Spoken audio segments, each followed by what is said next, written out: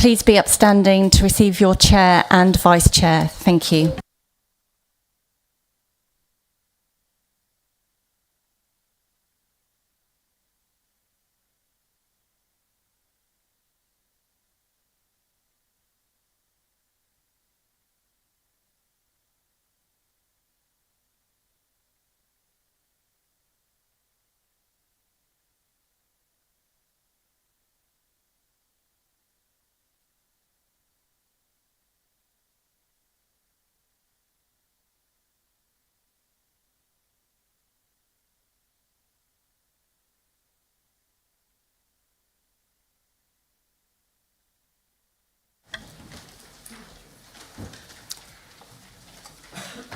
Good morning all.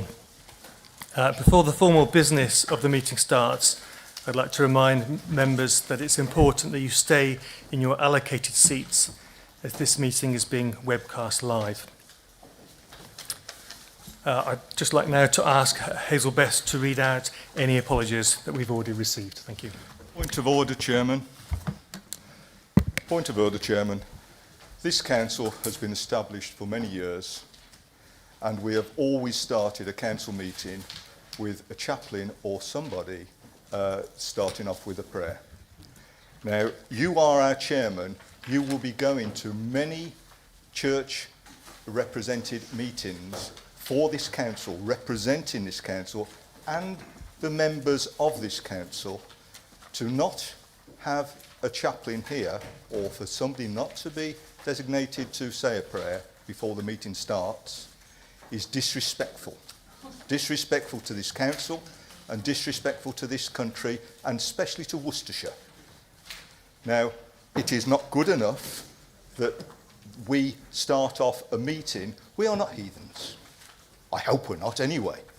So I would say, for those who agree, if you would stand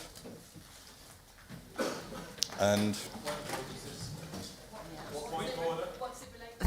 It's related to no point of order. It's related to the to the way this council stands. And I will not be quiet until I've had my word. So, Councillor Miller, Father, please, we ask you, Lord, to bless this meeting. Councillor Miller, I am going to have to object to this, and I will keep talking over you. In the name of our Lord Jesus Christ. Councillor Amen. Miller, this is not appropriate.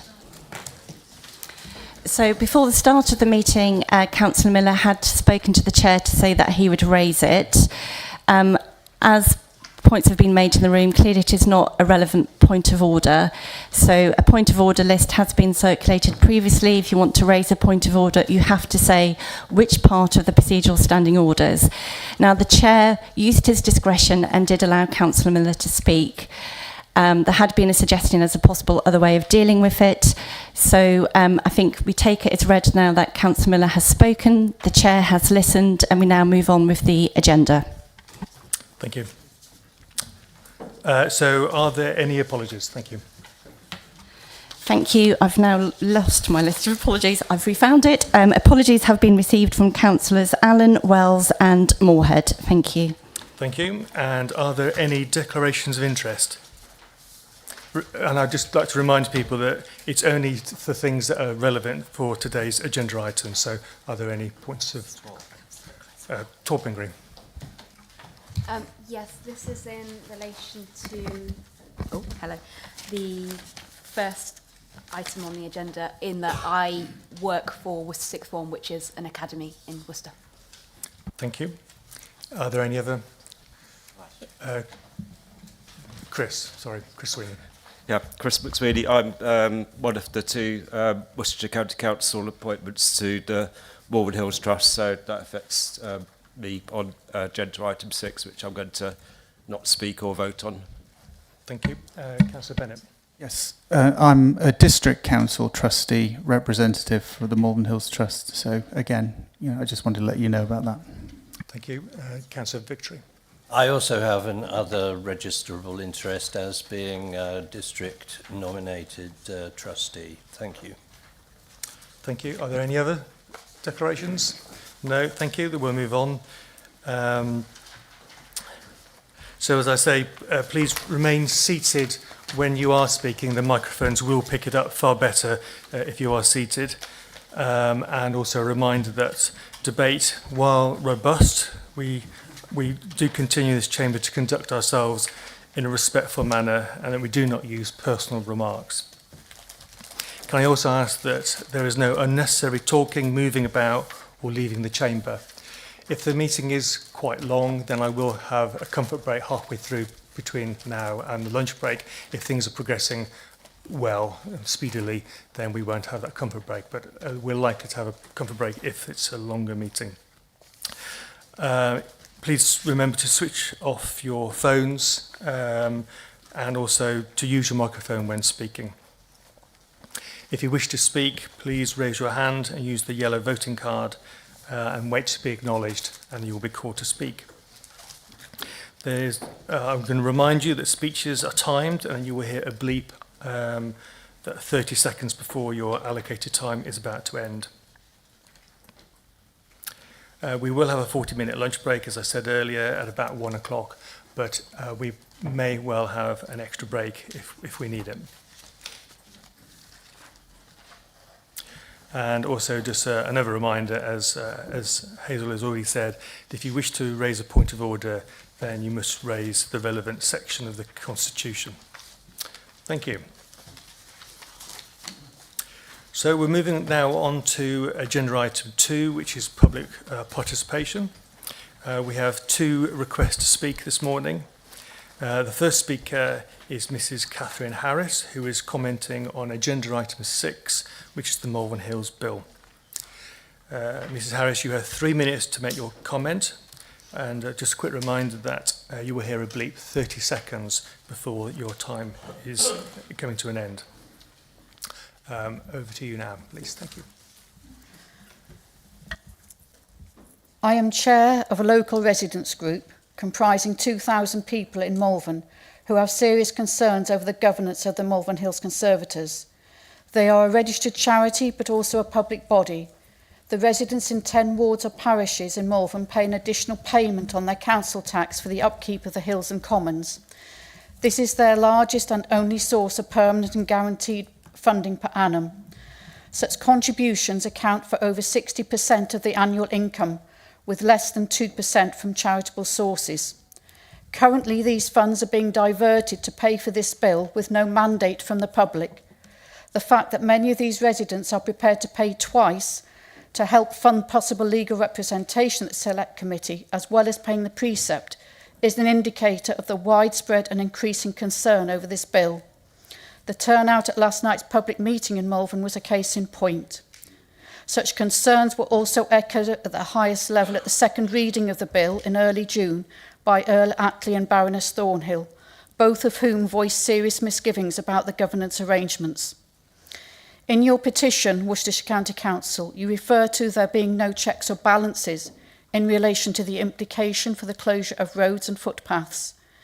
This problem permeates the whole of the bill and illustrates perfectly the high-handed manner in its development, its poor drafting, lack of due process and ill-thought-through measures with an absolute refusal to listen to the cautionary notes sounded by some trustees and the wider public. No member of the public saw the bill before its submission to Parliament. It certainly has not received democratic approval. The cumulative impact brings to the fore a worrying lack of democracy and accountability for the use of public funds and the content of the bill.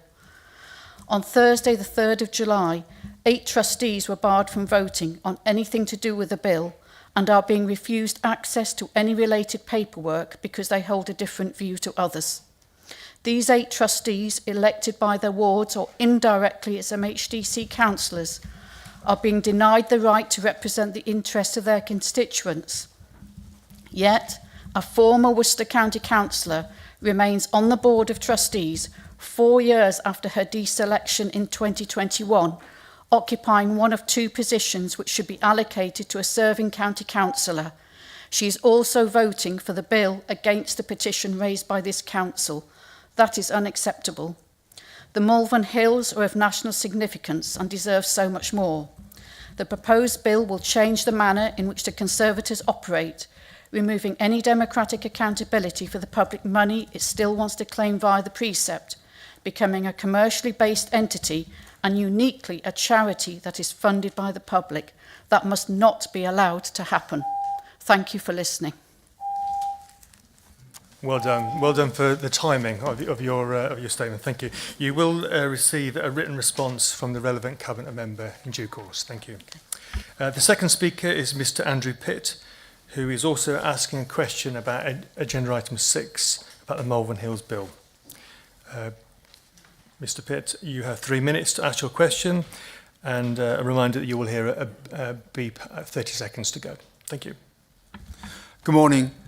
The documentation associated with item 6 on today's agenda is actually referring to a conflict between Worcester County Council statutory highways obligations and the new powers sought by the Malvern Hills Trust in their new bill, which is currently before Parliament. Given that representatives of Worcester County Council actually sit on the board of the Malvern Hills Trust, it is difficult to understand how this conflict has arisen. Surely WCC or its trustee representatives must have had sight of or even input to the writing of the bill, and then consulted with the Trust on the subsequent draft versions of the bill. Yet here we are, with Worcester County Council filing a petition to try to get the bill amended or stopped. Indeed, WCC is now anticipating presenting its petition to a private bill committee in an attempt to get Parliament to amend or stop the bill. So please, can somebody explain to me the current and final projected costs to the taxpayer for resolving this fiasco? Each year, Malvern Hills District Council extracts a compulsory levy from me and 25,000 other local residents to pay for the Malvern Hills Trust to manage the Malvern Hills. But it now appears that some of that money has been used to pay for unwarranted legal costs associated with the Trust's controversial bill. Apparently, the total cost for this particular big, beautiful bill currently stand at an eye-watering £1 million. I now feel like the taxes I have been paying for the upkeep of the hills have been collected under false pretences, as some of the money is clearly being spent elsewhere. An unprecedented 50 petitions have been filed in Parliament against this bill, some of which have been submitted by other concerned councils. There is a sense here that the conflict problems documented by WCC are merely one small example of a myriad of issues hidden within the proposed bill.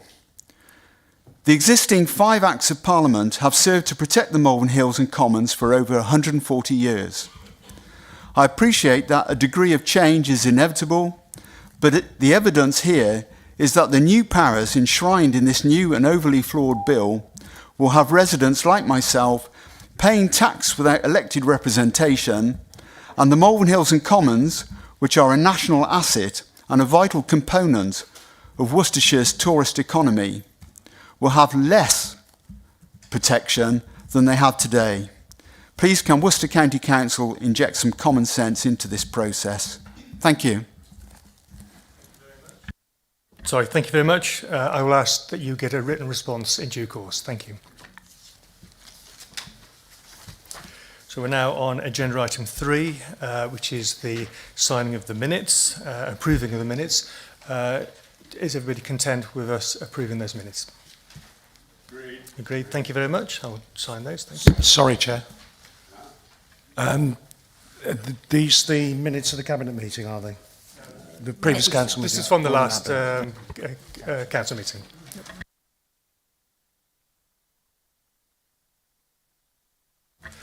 Okay, so agenda item 4 is the Chair's announcements. I would like to just take this opportunity to extend my warmest congratulations to the 10 Worcestershire residents who have been recognised by His Majesty's the King's Birthday Honours List on their well-deserved awards. And also just remind people that if you want to nominate anybody for an award, you can do that through the Lord Lieutenant's office, and that is a good way to recognise people in our various divisions who have done good work. So just give that little reminder. Thank you. Okay, so we're now moving on to agenda item 5, which is reports from the Cabinet, matters which require a decision. Please turn to pages 1 to 4 of the agenda, and I will invite the Leader of the Council to introduce the report and move the recommendations in paragraph 1.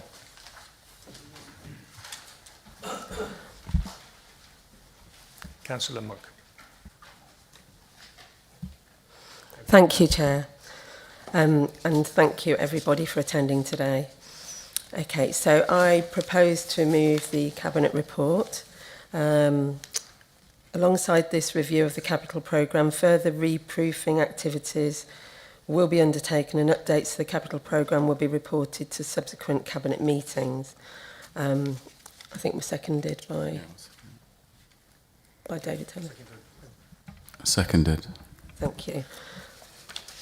And I invite our councillor, member CMR for responsibility for finance, Rob Wharton, if he would like to add anything to that. No, thank you, Councillor Monk. I think the report's fairly self-explanatory. It's simply reconfirming the capital programme as approved by the previous administration. So nothing further to add. Thank you. Thank you. We haven't actually had a seconding of this motion. So, Councillor Taylor, I believe you're doing that. I second. I'm going to open the debate for anyone who would like to ask questions. Councillor Hardman. Thank you very much, Chairman. And just before I begin, I'd just like to welcome a fellow county councillor, a neighbour of mine, Councillor Vernon Smith, to the Chamber. It's very nice to see Gloucestershire taking an interest in the issues that are here today. I suspect he's more versed in the Malvern Hills Trust than many. The revision of the capital programme is an interesting topic for us to debate this morning. I'm slightly surprised the administration hasn't made a bigger issue of it, because the capital programme is a complex and intricate function of this council, because what it is doing is investing in the future of our county. It's key to the ambition of our electors and our citizens in providing them with decent schools, good roads to drive on, and improvements to the fabric of our county. So it's good news to see that the ambitious programme that the last administration is being boosted by external funds such as 106 contributions and indeed substantial grants such as the local transport grant of some £12 million. I think it's regrettable, as normal though, that the capital programme has slipped again by some 20%. And this is a common thing, that we have a degree of slippage. I do know that some of the new members are concerned by the level of borrowing that the council has engaged in the past. And I think it's fair to remind people, particularly the new administration, that this is a very large organisation. And while the level of borrowing goes up and down, it has in the past been higher. I suspect in the future it will start to come down as we pay back investments such as the waste-to-energy plant. I'd also like to remind members that we are heavily governed in this by the CITFA Code of Practice, and I think you've only given me 2 minutes, but I'm speaking on behalf of the Conservative group, that we will come to a question in a moment. I would also remind you that we borrow off the Treasury at a preferential rate. Hang on a second, just hang a second. So what is the rules? So I think this is a debate. So this is item 5A, which is moving the recommendation A of the report for agreeing the recommendation for the capital programme. So this is a debate and then a vote. So there's no questions on this. It's a debate to move the recommendation. And you didn't say you were speaking on behalf of the group. If you are, I'll give you another 3 minutes. I'm speaking on behalf of the Conservative group. Okay. Sorry, I got carried away with welcoming Councillor Vernon Smith. That's fine. Fantastic. Very prestigious. Carry on, please. 3 more minutes then. Thank you. Thank you very much. We operate in a highly regulated environment under the CITFA Code of Practice. and the Prudential Borrowing Code. Now, of course, this is slightly different from the ACCA accountancy rules, and I've always slightly puzzled as to why CITFA and ACA, or indeed ACCA, have never merged. But we are well under our prudential limits, and it is, I think, a responsible capital programme.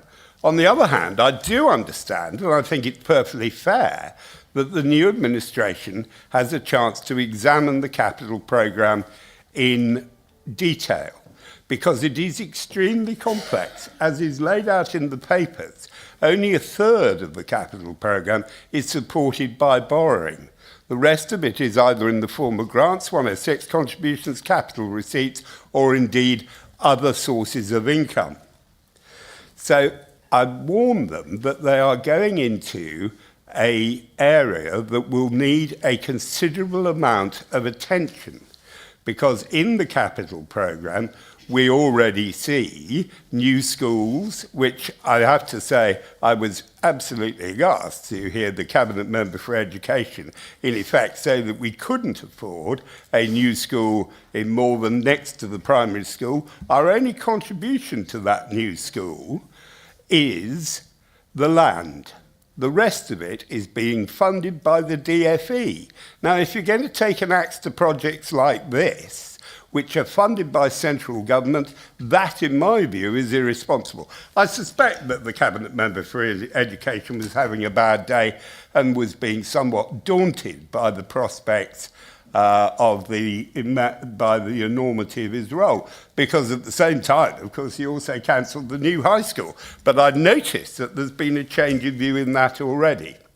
So I think it's right that you review the capital programme. I mean, I think it's right to pose questions as a new administration. Is the upgrade of Redditch railway station, for instance, really worth the money? Because costs for capital construction have ballooned. I would also pose the same question about Hampton Bridge. Is that real value for money? And so I do welcome your emphasis on that. And I also think that what you will find if you are taking a forward view, and that's what you need to do with the capital programme, you are looking at the future of our county, that you should be starting to invest in climate change mitigation measures. And one of those, I think, would be a new bridge at, I've got to get it in somewhere, Eckington. So I applaud your brave decision. I look forward to the results of your labours coming back to the September Council. I really think if you want to make progress and relieve your revenue budget, that is the timescale you should be working to. Thank you. Thank you, Councillor Hardman. Now called Councillor Kent. Thank you, Chair. Good morning, Council. I think, I suppose, mirroring some of the things that my colleague has said, I was aghast at the comments of the Cabinet Member in that children's panel. I mean, in terms of cancelling stuff on the hoof with no prior Cabinet, Council or otherwise involvement was frankly a new move in a direction I don't think I've ever seen. So I think if that's the abolition of democracy, then we need to do something about it. But what I want to draw attention to is the massive amount of work that the last administration, the Conservative administration, did on trying to address special educational needs. And the huge capital investment that there is within the programme at the moment for special educational needs prevention measures and everything. So my question to the leader is this going to be retained and is it going to be protected? There was £30.1 million allocated, and I'll just whiz through some of the schemes. Investment of £3 million over the next 3 years, £1 million per annum, for education provision to improve accessibility in mainstream schools. I spent considerable time in front of cross-party members of all groups in terms of understanding that to address the problem of special educational needs and EHCPs, it was essential that we could try and move this provision to as local as possible to get better outcome for the children and better outcome for the financial cost of home-to-school transport and provision. So I want to be clear that we're continuing that. The investment of 0.3 million in 26-27 to create early years enhanced education provision for early years children unable to access their full nursery. 0.8 million to develop SEND units attached to mainstream schools. 6 million to develop SEND units for social, emotional and mental health needs. The Education Service was proposing an enhanced mainstream autism base of 0.75 million in Bromsgrove, 5 million for special school places through expansion of existing schools, 3 million towards social, emotional, mental health special school places in the south of Worcestershire, and 10.5 million over the next 3 years to create new post-16 specialist provision. It would be absolutely catastrophic for the children in this county if the questions and the statement made at that council meeting were correct. Thank you. People are going over their allotted time. I am going to allow people to finish the sentence, but let's have a little bit more discipline on keeping to those times, please. Councillor Birch. Thank you, Chairman, and good morning, Council. I think we're going to have a little bit of a pattern here. In principle, I agree with the report in front of us, and I appreciate and respect the fact that the new administration will have their own ideas and goals as far as the capital projects are concerned, and that I fully endorse and in principle agree with.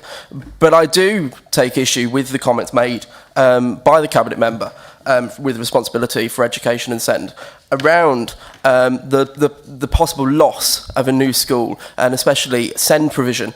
As for the south of Worcestershire and my patch over in Droitwich, we're seeing huge housing numbers across Malvern, Worcester and Wychavon. We're seeing huge demand on our schools. We're seeing our high schools reaching capacity, our middle schools and first schools the same. With Droitwich Bar High School, the previous cabinet member with responsibility had met with the high school about having a new specialist SEND department. This new school in Worcester was necessary. These are improvements that we need to see across Worcestershire, because at the moment we simply don't have the provision in place, and it is a real risk to take that away. So I do want the reassurance of the leader that when they are reviewing this capital project, that SEND is going to be at the forefront of everybody's minds. We are going to ensure there is proper SEND provision put in place. It's not a saving that can be made by cutting the capital project spend on SEND provision and schooling, because what we will then have to do is put the money into other places. You've got two options. You either expand the existing schools or you build new ones. We can't just ignore the issue because the demand is not going away. We're seeing huge S106 contributions to go in towards SEND, so it's really important that we utilise that money and utilise the money from the government to invest in our SEND provision, and I hope the leader will take that seriously. Thank you, Chairman. Thank you. Now I'm going to call on Councillor Josh Robinson. Thank you, Chair, and good morning, Council. Any report that has the words A38 Bromsgrove Route Enhancement Programme in will make me speak. And just so I stay under the 2 minutes, I can't support anything that has the A38 Bromsgrove Route Enhancement Programme in it. So I was just wondering if the leader, on her closing remarks, could give us an inclination of whether she supports the residents of Bromsgrove and thinks this is a waste of taxpayers' money or not. Thank you. Thank you. I'm now calling on Councillor Pingree. Thank you, Chair. It's actually a point that builds on a few of the points that some of the other councillors have made, which they are saying that there isn't enough funding for capital programmes in schools and getting more school places. And what I don't understand from the report is why haven't we got the basic need grants for schools in the academic years 2026 and 2027? Because we've had it in all previous years, and it's just something I genuinely would like to be, a question I genuinely like to be answered. Thank you. Thank you. Councillor Foster. Thank you, Chair. I can assure you that SEND provision will be front and centre, so there's no question about that. I think people misunderstood what I said at the scrutiny meeting. I was referring to Jade Bliss's public address at the February meeting this year, when she made a spend to save proposal. She's a parent governor at Fort Royal School that, as you know, I visited, and this was proposing capital for a new school so that local provision, which thank you for suggesting is vital, which I believe it is. This is to replace long distances and home to school transport to the 3 independent schools And that's when I referred to the fact that we're in a financial emergency, as demonstrated by the fact we're in exceptional financial support to avoid Section 114. But just to clarify, the £30.1 million investment approved at that February 25th Council meeting to meet the increased demand of SEND in both mainstream and special schools is largely funded by the DFE. In addition, there is a free school due to be built in Malvern in September 28 with 120 places, which is for pupils aged 5 to 19 with autism as their primary need, who are unable to access mainstream provision. That will all proceed as planned. Thank you.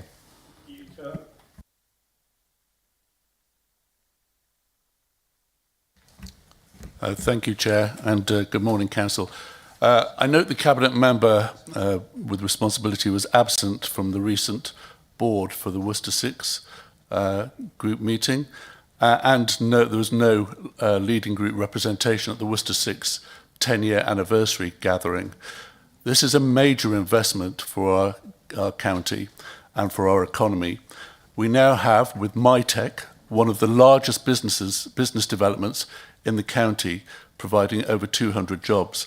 Will the leading group be supporting Worcester 6, please? Thank you. And I call on Councillor Miller. Thank you, Chairman. Good morning, Council. Could the Cabinet member with responsibility for the capital programme please inform myself and the Council that decisions taken, do these align themselves with legislation and also the mandatory requirements of this Council? Thank you. Thank you. I don't see any other people who wish to speak on this, in which case I will ask the proposer of the motion to sum up before we go to the vote. Councillor Monk.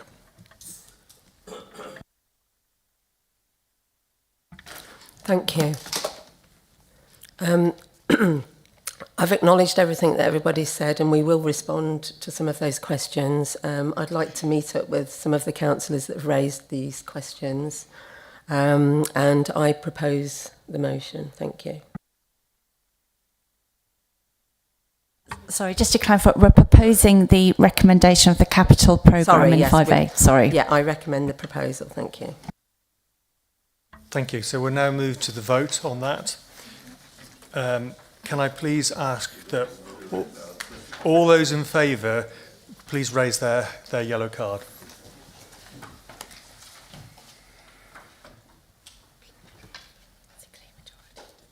That looks like a clear majority.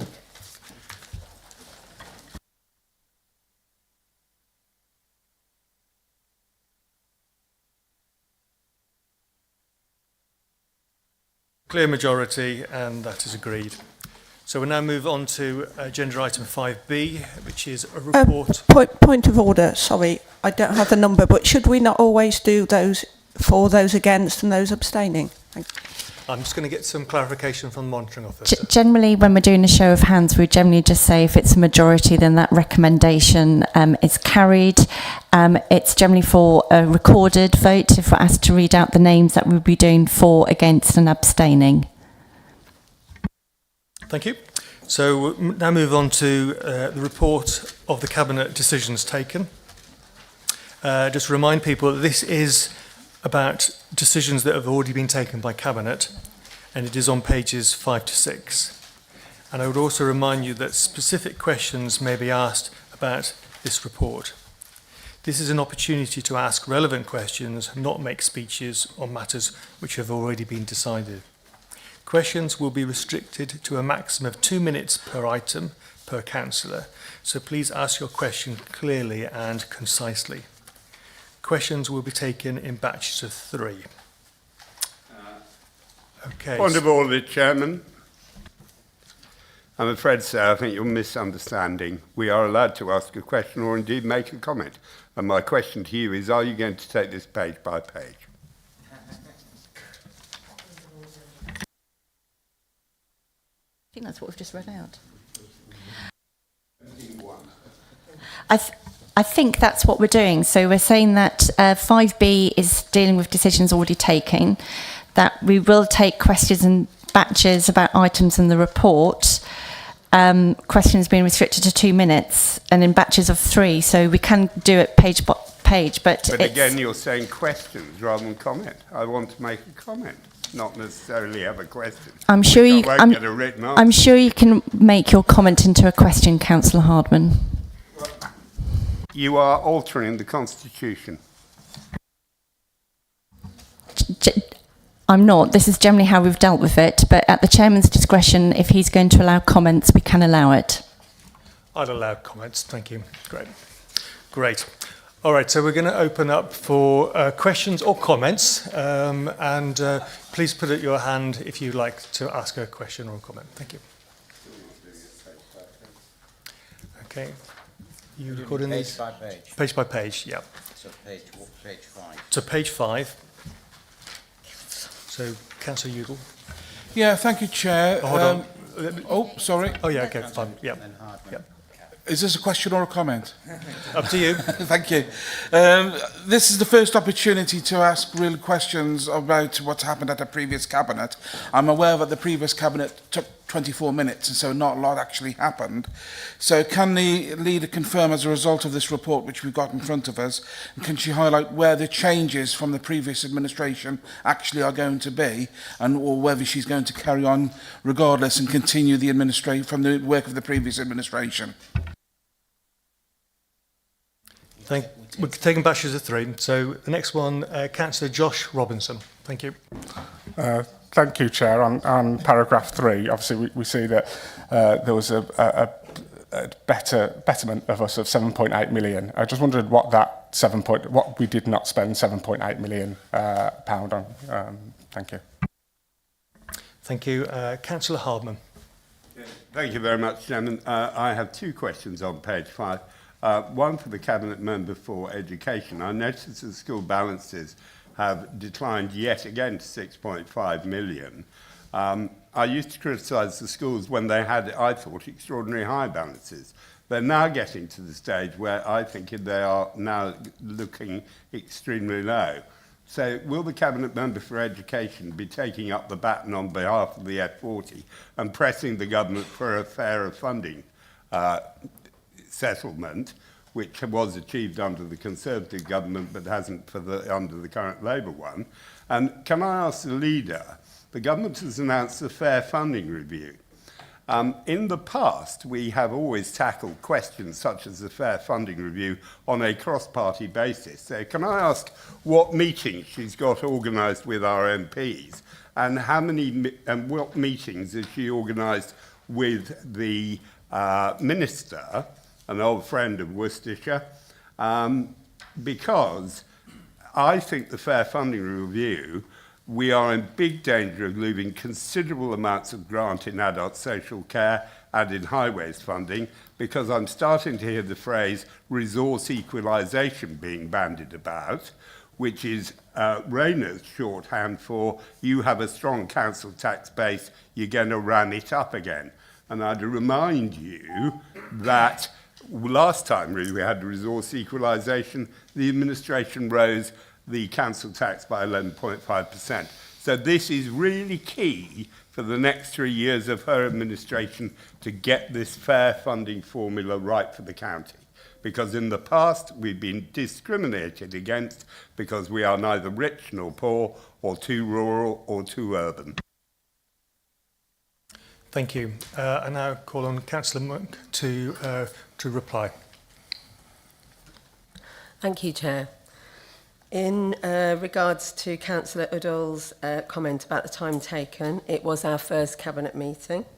So we can take whatever time we want if we're reviewing somebody else's administration. I think my Cabinet are very well qualified in what they're doing. We are still inheriting all that debt, so we are taking a lot of time and patience to actually work our way through that. Councillor Hardman, resources organisation. I have got a lot of meetings set up with MPs, but you said MP, so which one are you relating? Yes, I have got some lined up. I have got meetings lined up. definitely. Thank you very much. But none with the minister. Which minister?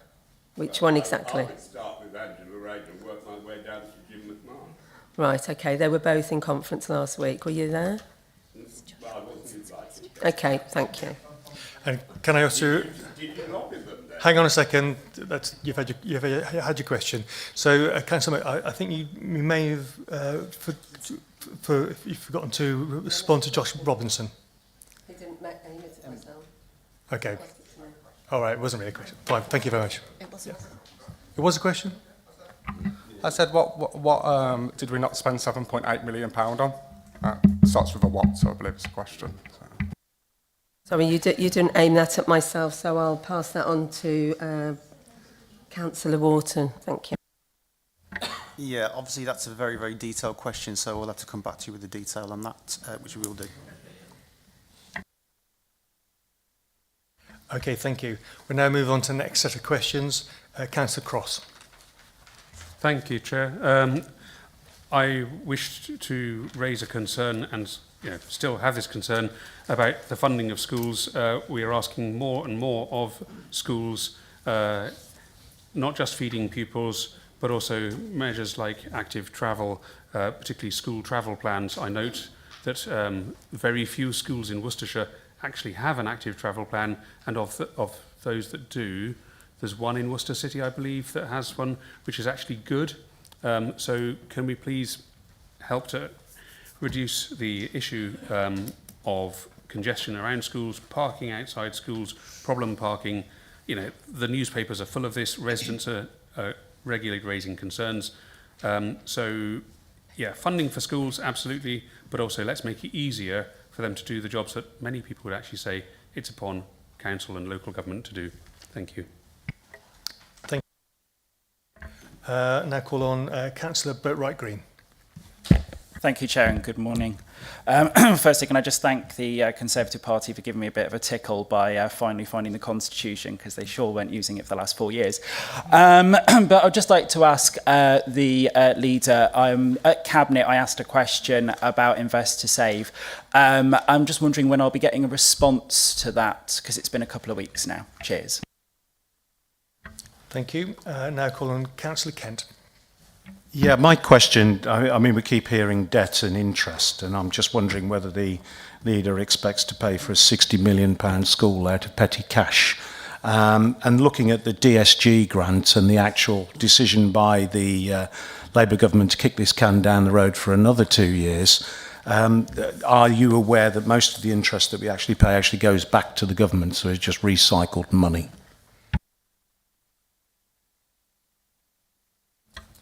Thank you. So those are the next batch of three. Call on Councillor Monk to answer those questions. Thank you.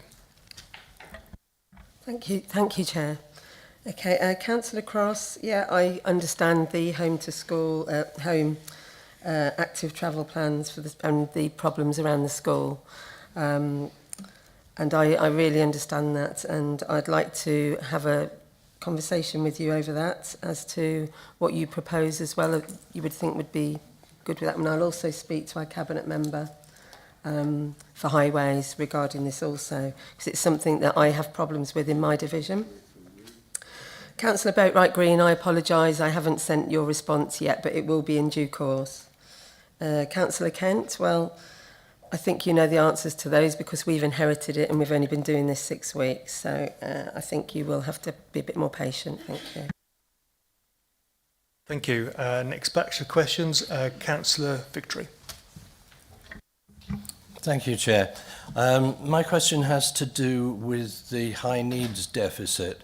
It's been bothering me for some time that this deficit of many millions sits in a government-directed fund to put it into the long grass, effectively. And at the end of the day, it's still money that is owed, and it's owed by this council. So my question is, what happens to this at the end of the day when either the government cancels the agreement or we have to pay it? I don't know, and I would like to know. Thank you. Thank you. Councillor Birch. Thank you, Chairman.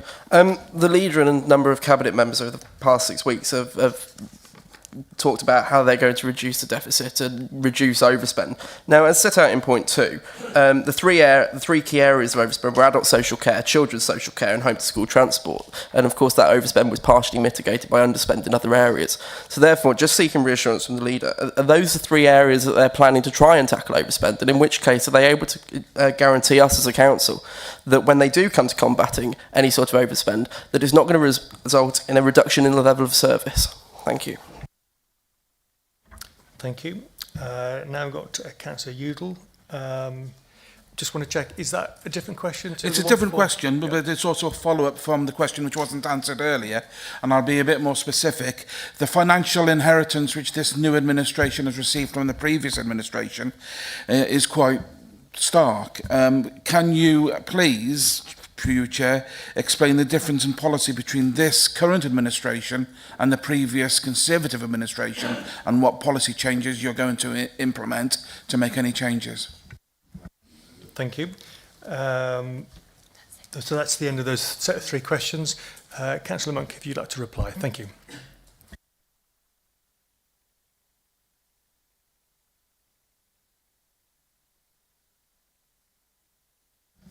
Thank you. Councillor Victory, you were talking about high needs deficit. I suggest you have a chat with our Cabinet Member for Responsibility for Finance, and I think you'll find that he will be able to answer all your specific questions. Whereas the last leader was Cabinet Member for Finance, I do not have all that information to hand to answer to you today. Councillor Birch, of course we're going to try and tackle this. However, we've inherited all of this problem. We've been here 6 weeks. Do you expect us to work miracles? I don't think you should, but there you go. We will be dealing with it. Councillor Udall, you can sit there looking at me like that. Thank you very much. I will be speaking to you afterwards because I think we need to speak. Yeah, I would like to speak to you after this because you keep asking the same question. Thank you. Right. Thank you. Okay, so we're on the next batch of 3 questions. First of all, I've got Councillor Riaz. Yeah, thank you, Chair. Can the leader of the council clarify that there are rumours around the future of Shrub Hill development in Worcester, which is a flagship enterprise from the previous administration? Lots of leaseholders are uncertain about their futures in Worcester and want clarity whether the development is going ahead or not. There has been plenty of poor management regarding that facility, and the rumour is that it's going to be scrapped. Thank you. Now call on Councillor Alcott. Chair, thank you. I have taken on the role of Chair of the Adult Care and Wellbeing Overview and Scrutiny Panel, and I note that adult service is 37% of the entire Council's budget. I see no mention of adult care in the summary of decisions taken so far. I would just like some assurance that no adults will suffer under the administration of reform and all the proposed Doge cuts and savings that they're looking into. Thank you. I've now got Councillor James. Yeah, thank you, Chair, and thank you, Council. Just a clear one, really. We've heard a lot that you've only been in power for 6 weeks. How many weeks should we expect for you to be able to answer the questions directly? Thank you. Set of 3 questions. Councillor Monk. Right, thank you. To your last question, we are answering. We've only been doing it 6 weeks, yes. So as part of the Tories and the Conservative Party in the past 20 years, one, I don't think you were part of it when I was with the Tories, were you? I was a member. You were a member, okay. So as you will agree that there was a lot of problems within that, and that's why we've got a lot of debt. Councillor Alcott, we have no Doge cuts planned. We haven't even had the Doge in place. They visited. We are working on that. We have no planned cuts for adults at this moment, and I do not want adult social care to be harmed. I'm heading in that direction. We're all getting old, so we don't want that. Thank you. Councillor Riaz, you've quoted a rumour. I suggest it's just a rumour because I haven't heard anything about that. Thank you very much. Thank you. And I call on Councillor Hardman. Yes, thank you very much indeed. I keep hearing about financial emergency, which was a theme of the reforms campaign. Certainly down my way it was. But I note that our general reserve balances have slightly increased, actually, which is good news. And the Treasury, of course, is picking up the biggest liability for the next 2 years, which is the overspend in SEND. While they reform it, presumably in partnership with yourselves, SEND provision. So while we hear a great deal and the exceptional financial support that the Cabinet Member for Education referred to, I would point out to you that this is the equivalent of taking a revenue overdraft, and we have not had to call on it in the last administration, and I trust that you won't either. Thank you. Councillor Kent. I'm a little confused, really, because I'm pretty certain that in the council meeting earlier this year, the current councillor leader voted for this budget. I'd probably like clarification if that was the case, and really if she didn't agree with it, why she didn't vote against it. The other part is, I understand, and Doge has mentioned, I wasn't going to bring it up, but I understand President Zia, King of the Four Kingdoms and conqueror of democracy, has visited Worcestershire and was served a platter of pastries and salad. Now, they made a commitment there was going to be no cost to the council whatsoever for the involvement of Doge in Worcestershire County Council. So I'd just like to ask, has the £144 for that food been repaid, and when?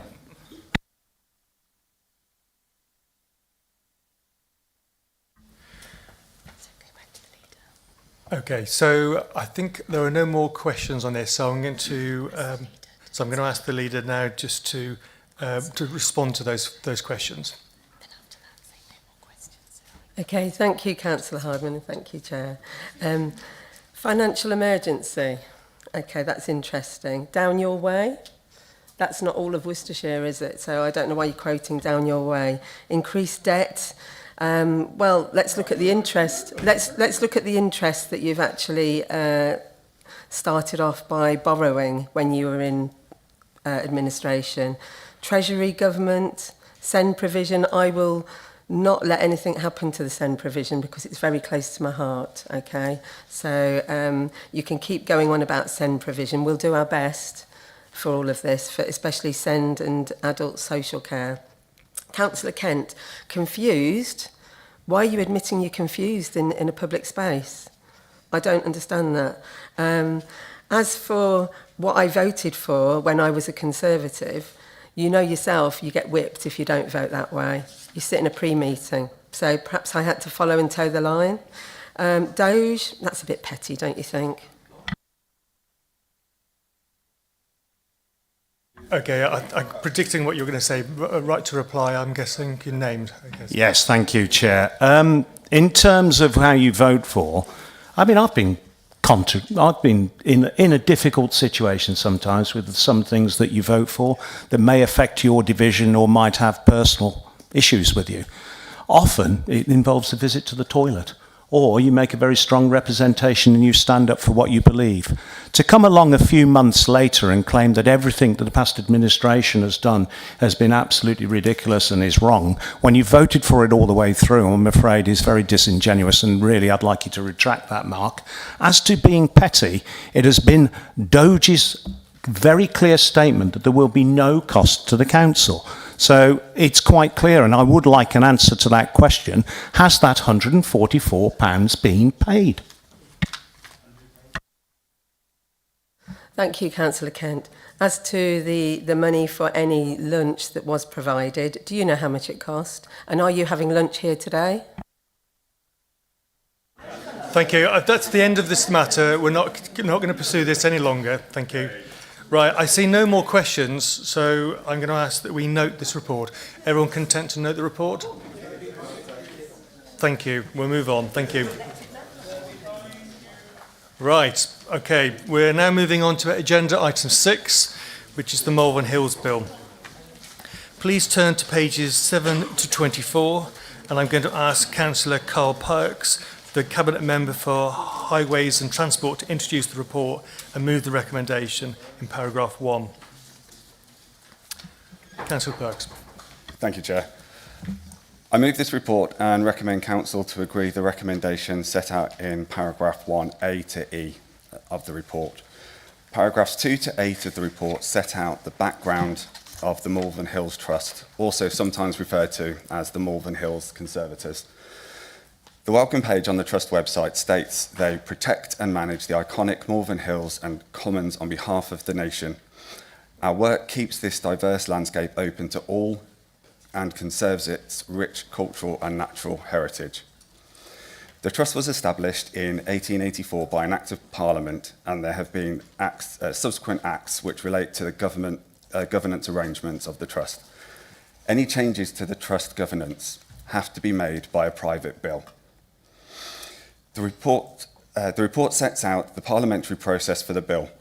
I would draw your specific attention to paragraph 16 of the report, which provides a summary of the Council's functions impacted by the private bill and the reasons why the Council has submitted a petition. A copy of the petition is appended to the report. More detail is provided in paragraphs 21 to 28 of the report of the issues which impact the Council.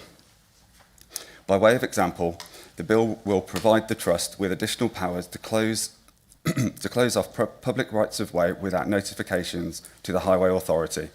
This will reduce the ability of the Council to manage, inform and control the network for the public.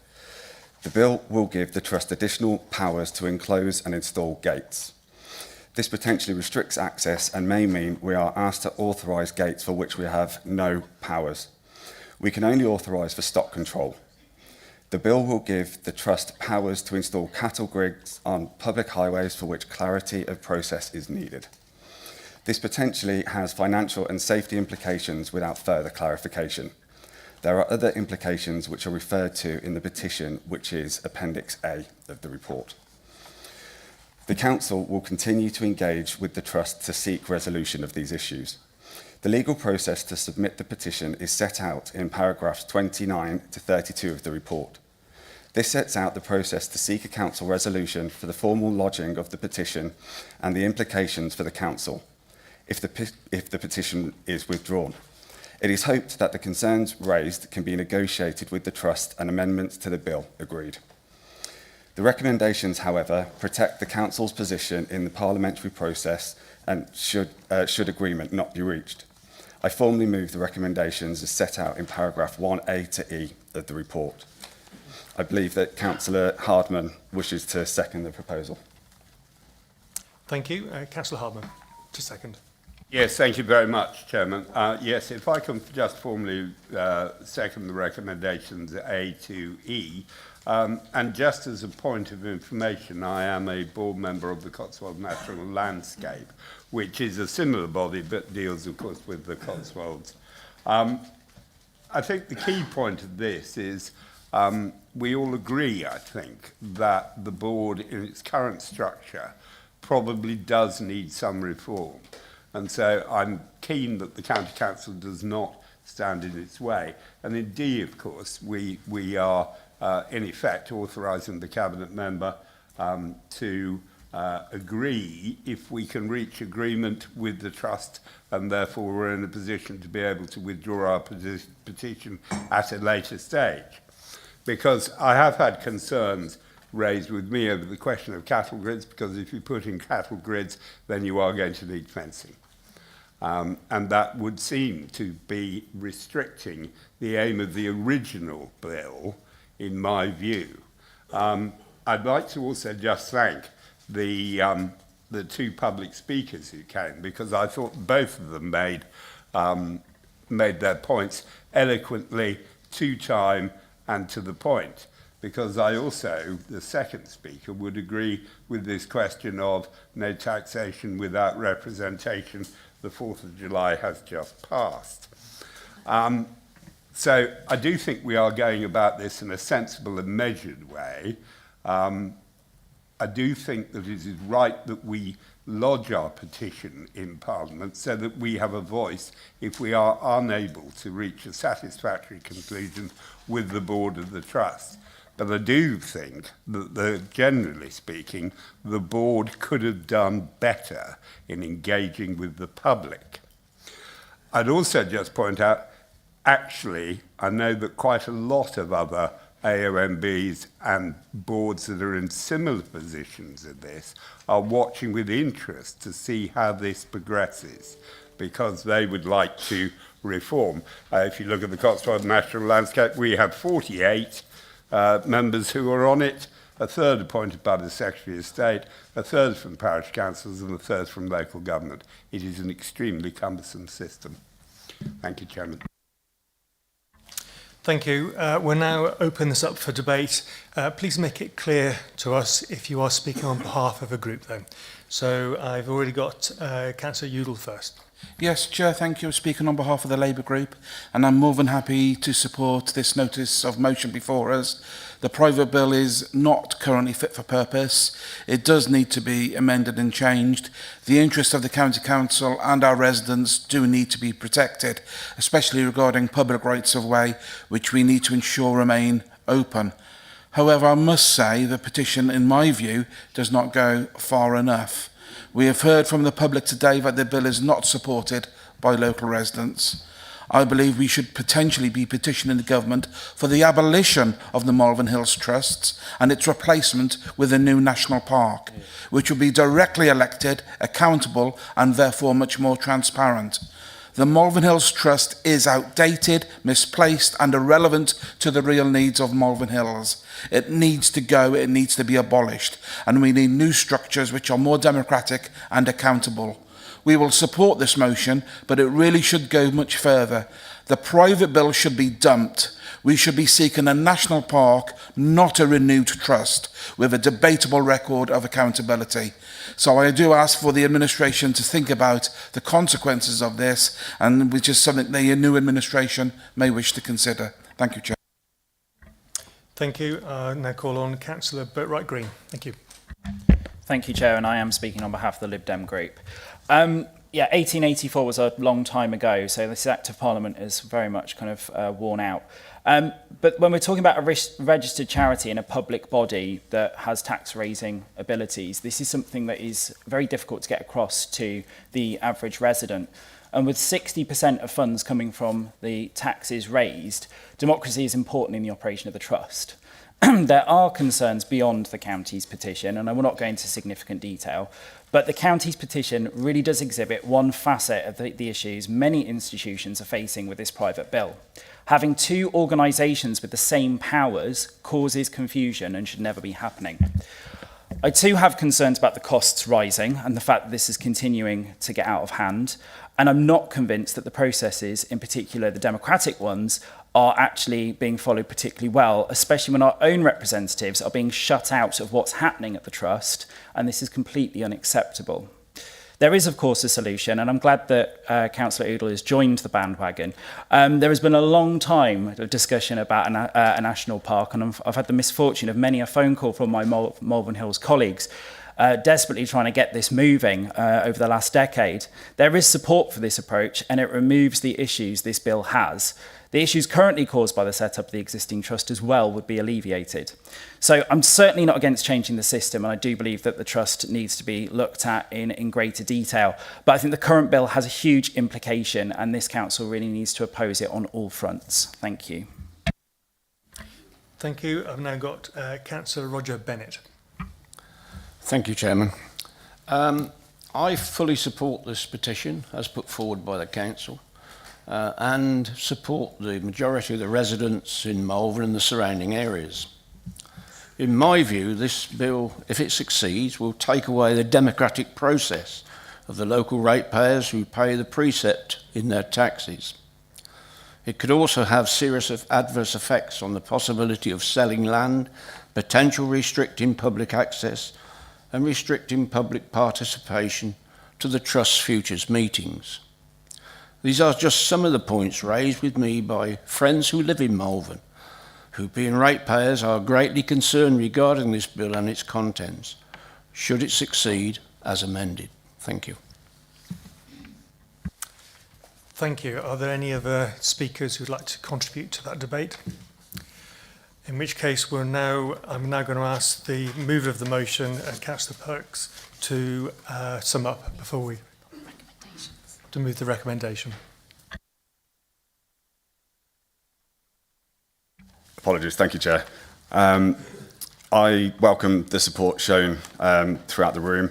I take on board the comments made, and I would like to discuss it further, Councillors Udall and Boatwright Green, if we could meet separately to discuss. Thank you also to the two members of the public who spoke. I can only echo what's already been said by Councillor Hardman, but I appreciate your time and the sentiment that's been put across. In summary, I believe we move forward with this petition. Thank you. We will now move forward to the vote. We will be voting for, against and abstaining. So the first part of that is all those in favour, please raise your yellow card now.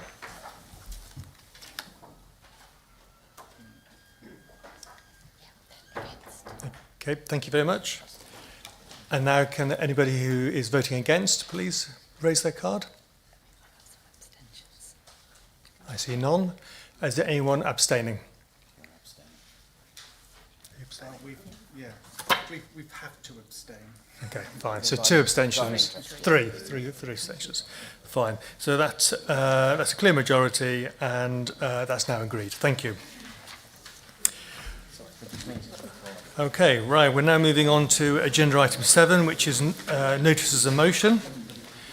We just have one motion today. Hopefully 90 minutes will be enough to discuss this fairly simple motion, I hope. I'm just going to remind everybody it is 90 minutes, and if there are any amendments, then obviously the time will be paused. If there are any amendments, then the amendments will then be circulated. Right. So, the motion that is before us is the Worcestershire on-demand bus service, and I'm going to invite the signatories to move and second the motion formally. So, first of all, Councillor Adam Kent. Thank you, Chair. It gives me great pleasure to propose this motion, a motion that not only acknowledges a proven Worcestershire County Council and Conservative success with strong cross-party support, but presses for continued ambition and delivery to benefit every corner of our county. I do think it's somewhat ironic that we can't get questions answered within the full council, but this motion has certainly triggered some sort of response from the administration, judging by the press coverage yesterday and announcement. But let me take you on a journey of where this began and where we want it to go. Back in 2020, working closely with Karen May, we began the conversation initially about transforming transport in Bromsgrove. Not with outdated fixed route thinking, but with flexible resident-led solutions. That led to Bromsgrove On Demand, or as many affectionately called it, the BOD bus. This wasn't a pie-in-the-sky dream. It was our leadership in action, grounded in reality, focused on rural and town needs, and powered by innovation. We unfortunately weren't selected for the government's all-electric bus town scheme, but that didn't stop us. We rolled up our sleeves and with brilliant input and assistance from the officers delivered a solution anyway. Through 2020 and 2021, with constant pressure from myself, Councillor May, and strong backing from the then Conservative Cabinet member, Councillor Alan Moss, who I want to thank for his presence and support at the original launch. And as we all know, he is an ardent traveller, especially through political parties. But with his help, this pilot was delivered at pace, with the first buses actually running in June 21. So within a very short period of time, this was delivered. Ironically, this early implementation had a lot to do with COVID, as the chosen operator had suitable buses available that weren't able to be utilised at airport car parks. We learnt a huge amount in the pilot, and it gives me huge pleasure every time I see the unique on-demand buses around our county. However, we wanted more. Let's extend beyond Bromsgrove town centre, the request was made, and the next phase would include multiple points of interest: local pubs, businesses, museums, garden centres, and national trust properties that often had never even seen a bus before. I've been contacted by lots of residents, many elderly, isolated, unable to walk to distant bus stops, and their plight is why this service matters. It isn't just about transport, it's about connection, dignity and independence. Following the pilot and a couple of years of pushing, the service was expanded in 2024 and luckily included my division of Whittle.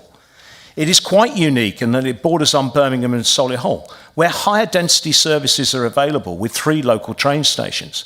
However, with a high proportion of elderly people and families, and many with only 1 car now, that final mile and a half from Whittle to a train station or bus terminus was very difficult without the on-demand bus. These changes completely then linked it into other services like similar to the tube and buses in London and giving excellent access to local rural businesses, including the much publicised Coach and Horses in Wetheroak.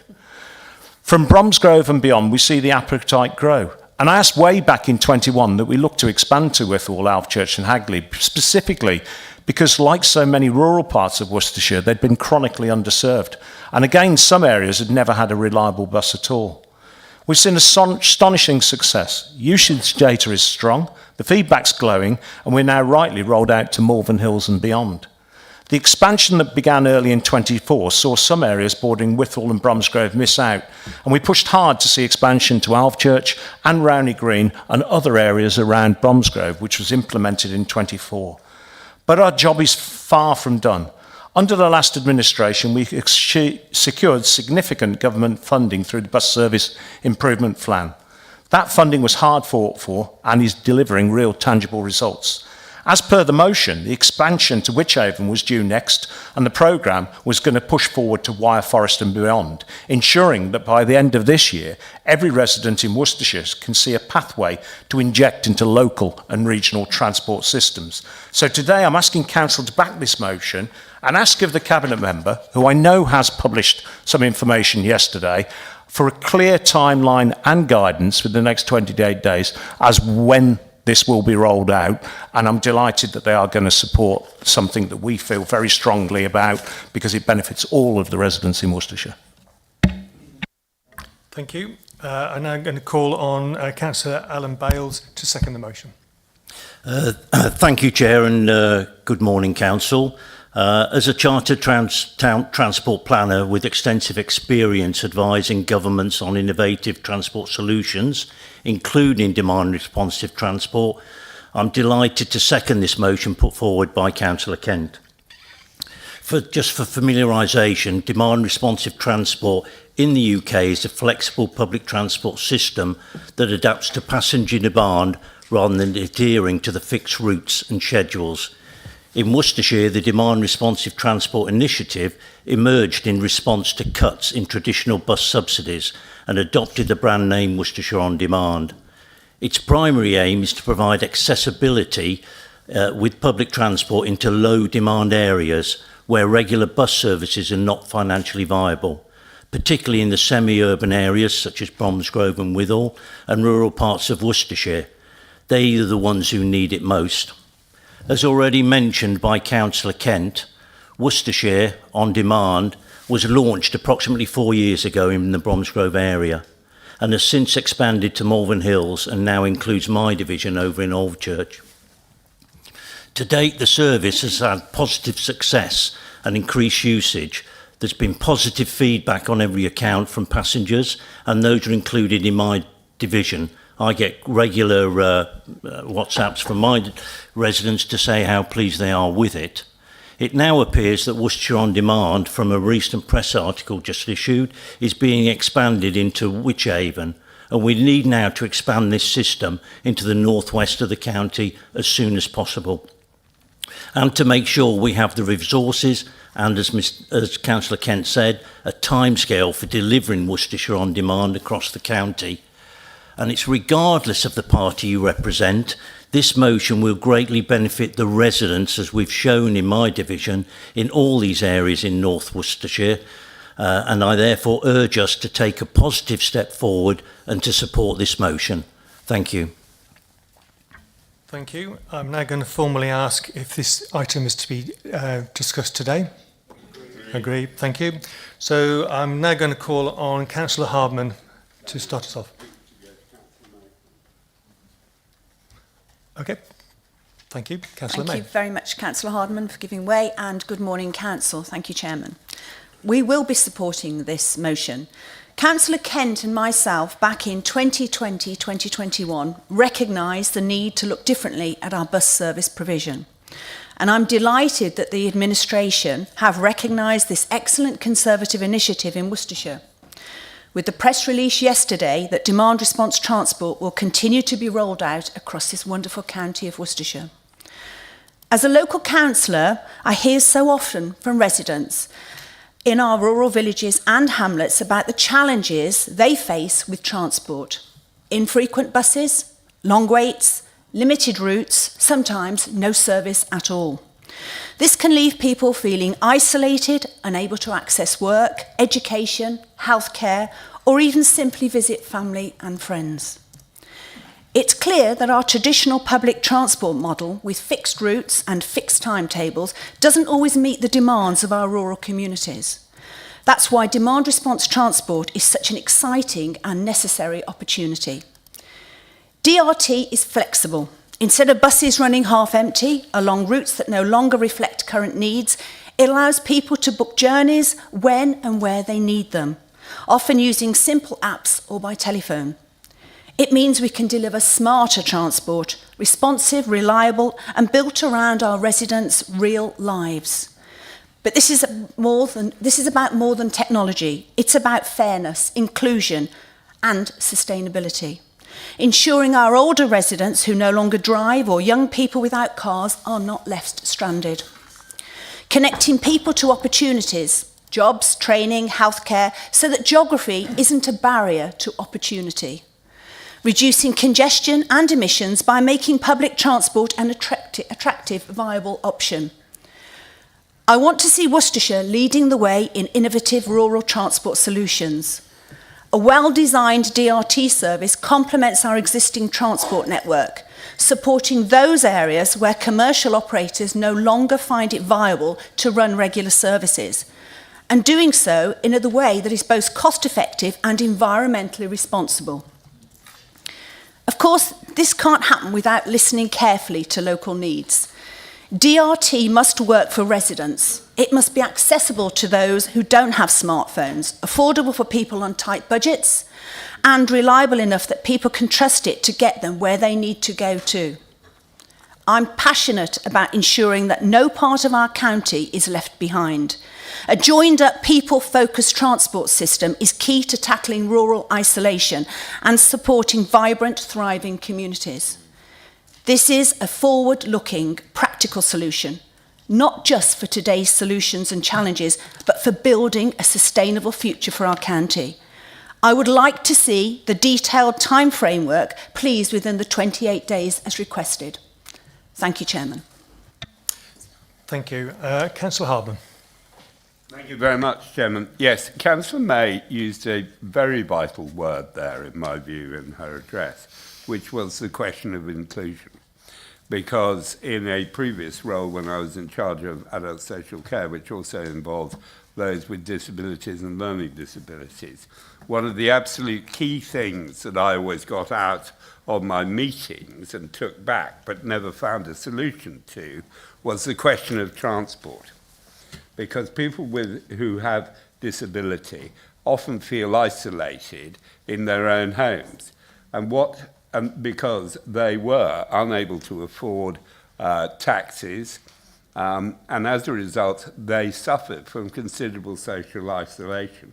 So I'm hopeful that this imaginative response is going to improve the lot of those with disability and learning disability, because it should give them access so that they are able to live a more fulfilling and varied life in the communities in which they live, if we can only give them some transport in which to get there.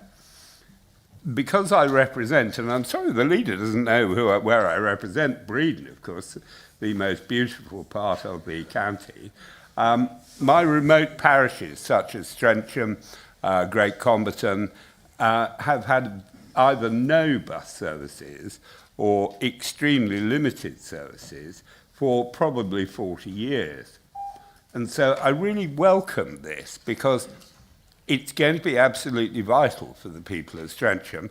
It will enable them to get into Pershore on market days and things such as this. So it's a good step forward in my view.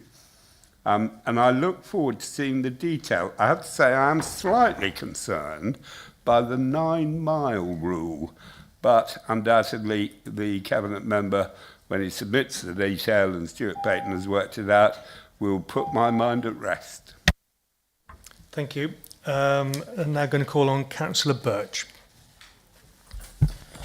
Thank you, Chairman. And once again, I'm fully in support of this. I'm incredibly excited to see Worcestershire On Demand rolled out to Wychavon. It's incredibly important to our residents down there. We're an incredibly rural area of Worcestershire, and especially down towards the north. We've got a lot of very rural parishes around Droitwich Spa. We've got the likes of Hartlebury, Ombersley, Fernal Heath, through to Crowle and Tiverton, all of which we want to be using the town centre so that we can revitalise, and all of our town centres ranging from Bromsgrove, Kidderminster, Droitwich Spa, Stourport, Bewdley. We want to be bringing people in from those rural parishes and ensuring that people can shop in person. So it's imperative that we do bring them in.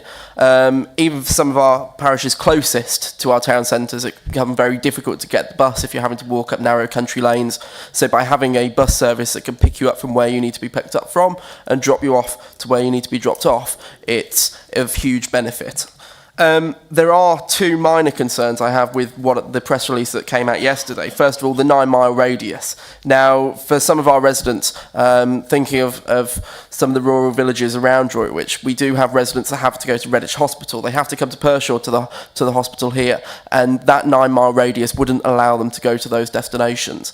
It can be relatively restrictive. It would only cover, in my area, from perhaps Crowle through to Cutnall Green, which isn't a very long journey at all. So perhaps if that could be looked to be revised as this document is produced, that would be ideal. And similarly, although in the press release yesterday it did confirm that the rollout will be going to Wychavon through August, it does actually say that Hartlebury and Ombersley will be part of the central zone at the latter end of this year. So it could just be set out exactly which areas of Wychavon will be rolled out this summer, and then when the remainder of Wychavon will be rolled out, that would be ideal also. Thank you.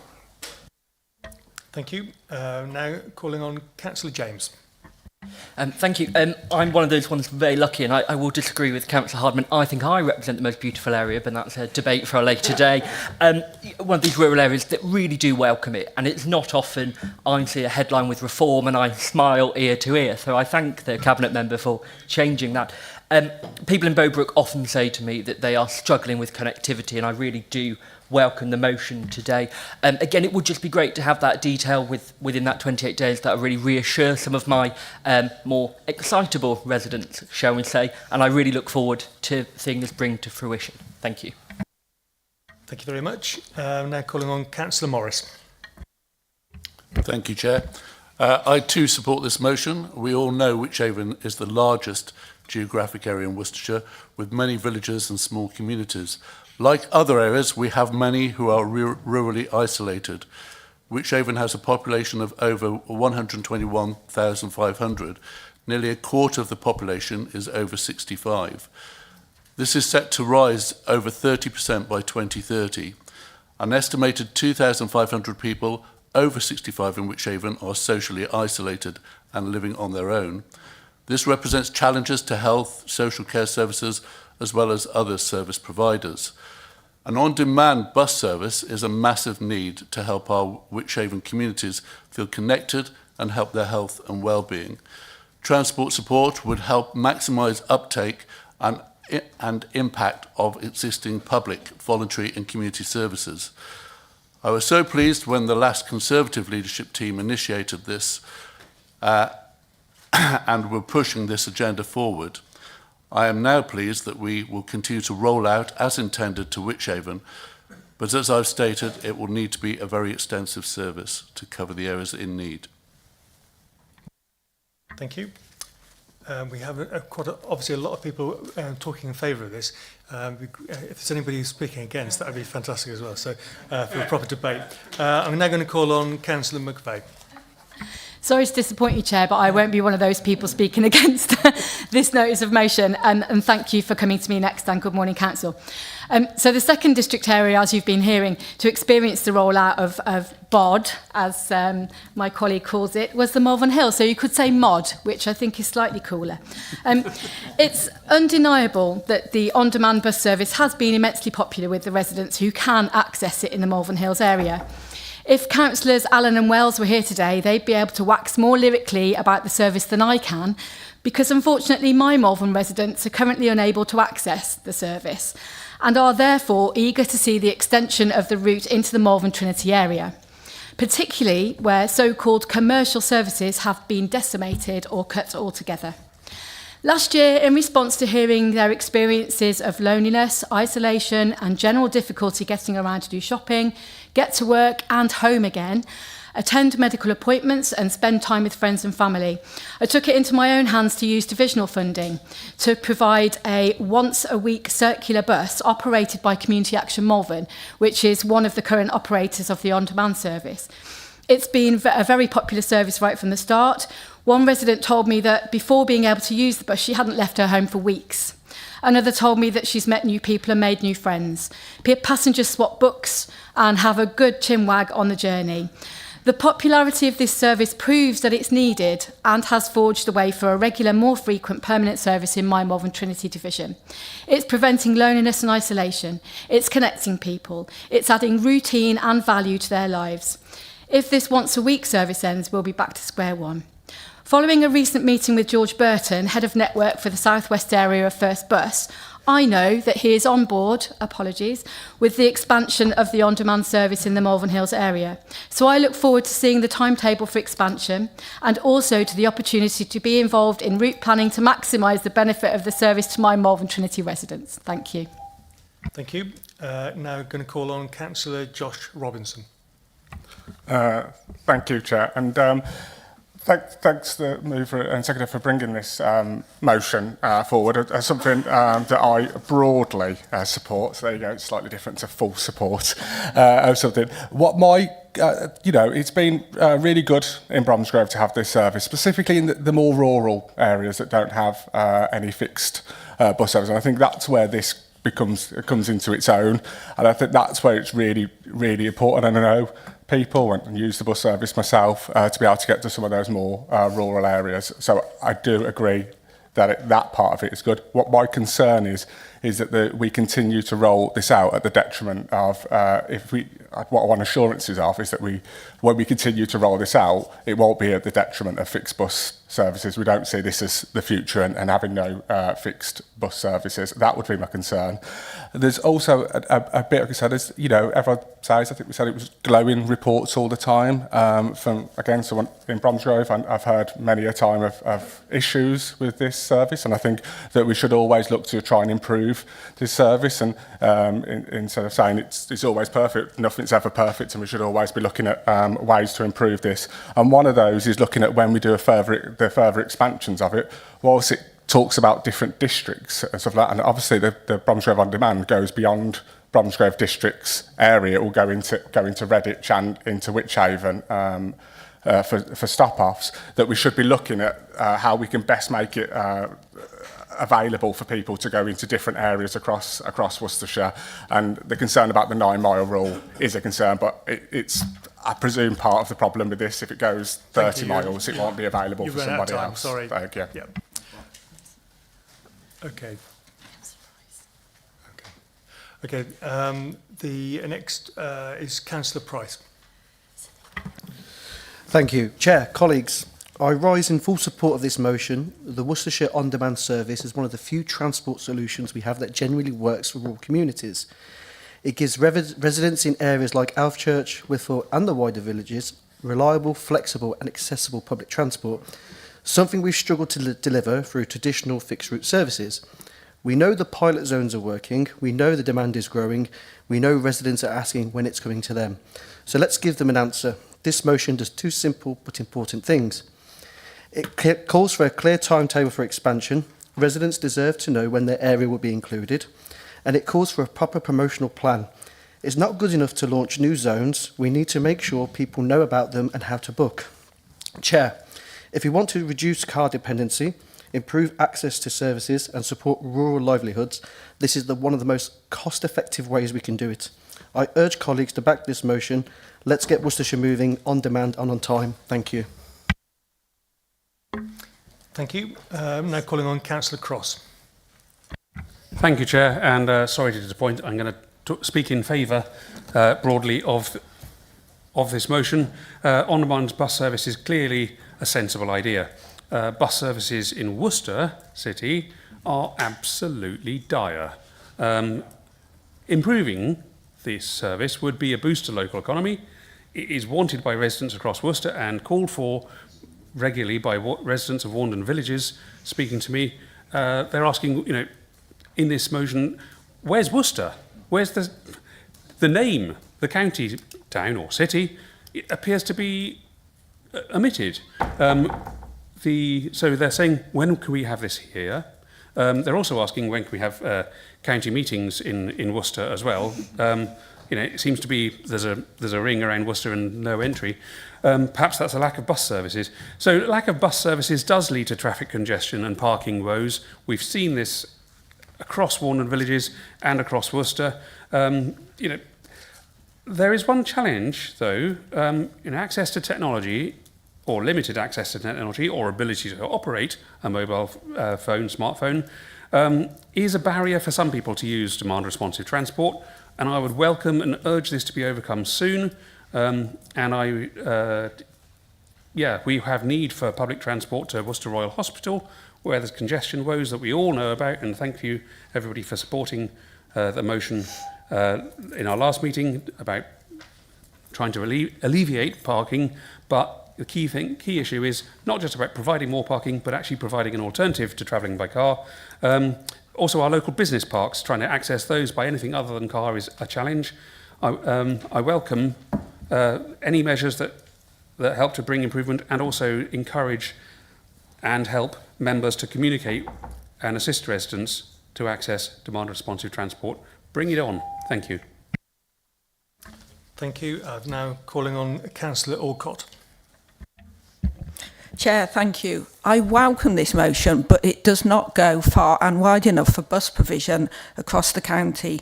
Worcester is indeed the county town, and I've seen bus provision decline and detract slowly and painfully over many years under the Conservative administration. With a long history of light touch, let the private sector sort it out, and with a failed 86 million bus service improvement plan in 2022, I'm seeking assurance existing timetable services will not be negatively impacted now or in the future, and that conversely they will also expand and improve more frequent and reliable bus services, both on demand and timetabled, and to cover even evenings and weekends. Thank you. Thank you. I'm now going to call on Councillor Jenkins. Thank you, Chair. Morning, Council. Thank you. Is it still morning? Happy to support this motion. The on-demand service has worked well where it is currently in use, and I think we must ensure that it is rolled out to as many parts of the county as possible and as soon as possible. So having a timetable will be excellent for that. Obviously, my previous two Worcester colleagues have mentioned about Worcester. There are gaps within Worcester. People might think, well, Worcester, you've actually got buses, but there are many places where actually buses stop or they just don't go. So all parts of the county are really desperate in need of a better bus service. So, but the point I want to make is that really key that the current administration continue to support and promote this on-demand service, because obviously announcing a rollout is great, but the danger is that with cuts looming for the council on the horizon, there may be a risk that it may wither and die without ongoing commitment from the administration. So I'd hope that will be the case. I mean, I certainly remember back to the previous Tory administration back in 2014, soon after I was elected, there were huge cuts to bus subsidies. Several million, I think about 3 odd million removed. And it directly affected bus services in my division and across Worcester and across the county. In particular, for example, the park and ride, the one park and ride we had in Worcester, it's supposed to be the first of 3, but it was never fully supported by the administration. And over the years, various cuts and reducing the service here and there meant that it was the service was used less and less. However, so they use this as justification to say that, well, you can close it, but actually it was still the second most used service in the county. So I think it's really important, happy to support this motion, but it's really important that administration understand that you've got to actually keep promoting, supporting this service, otherwise it will not get used enough and then you'll have an excuse to cut it, and we don't want that. So please make sure you continue to support this. Thank you. Thank you. Now going to call on Councillor Miller. Thank you, Chairman, and it's still good morning.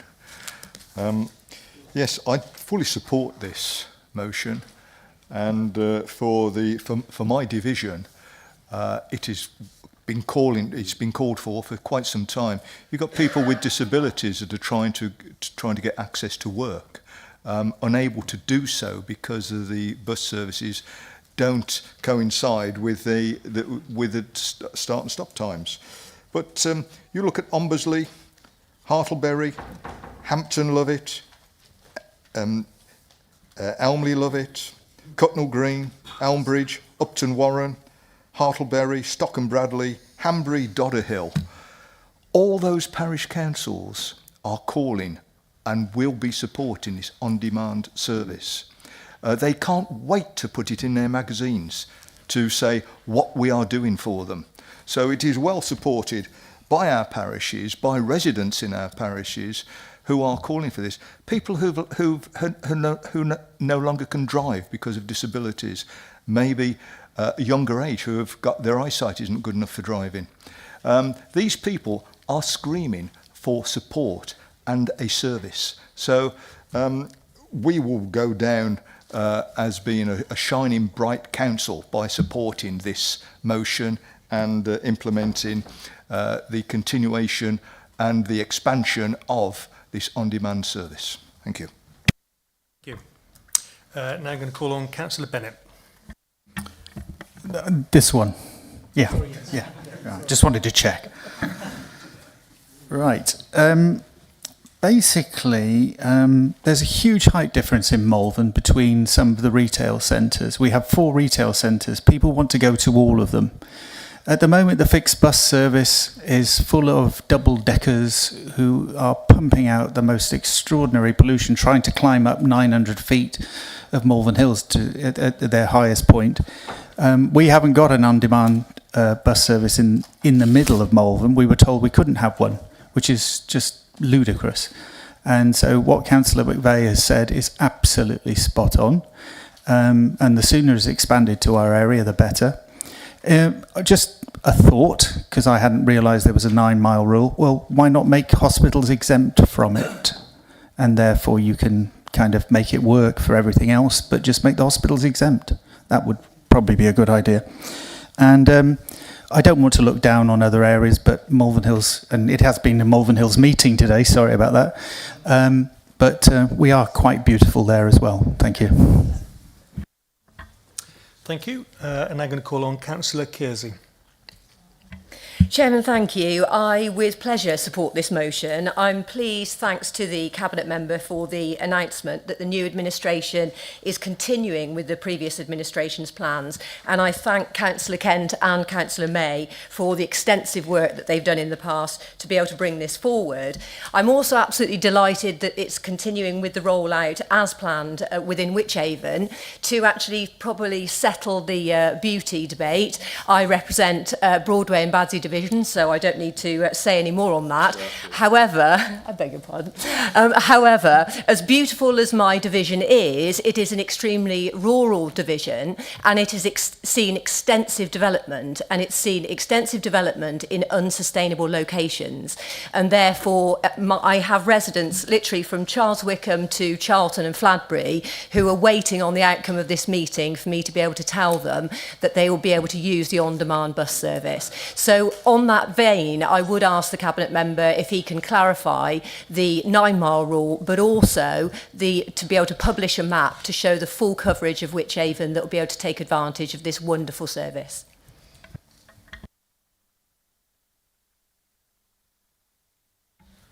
Thank you very much indeed, Mr. Chairman. Very good morning. Well, I think from the speakers that we've heard hitherto, it demonstrates that the whole of our county is a really beautiful county, and we're very fortunate to live in such a beautiful county with so much rural countryside.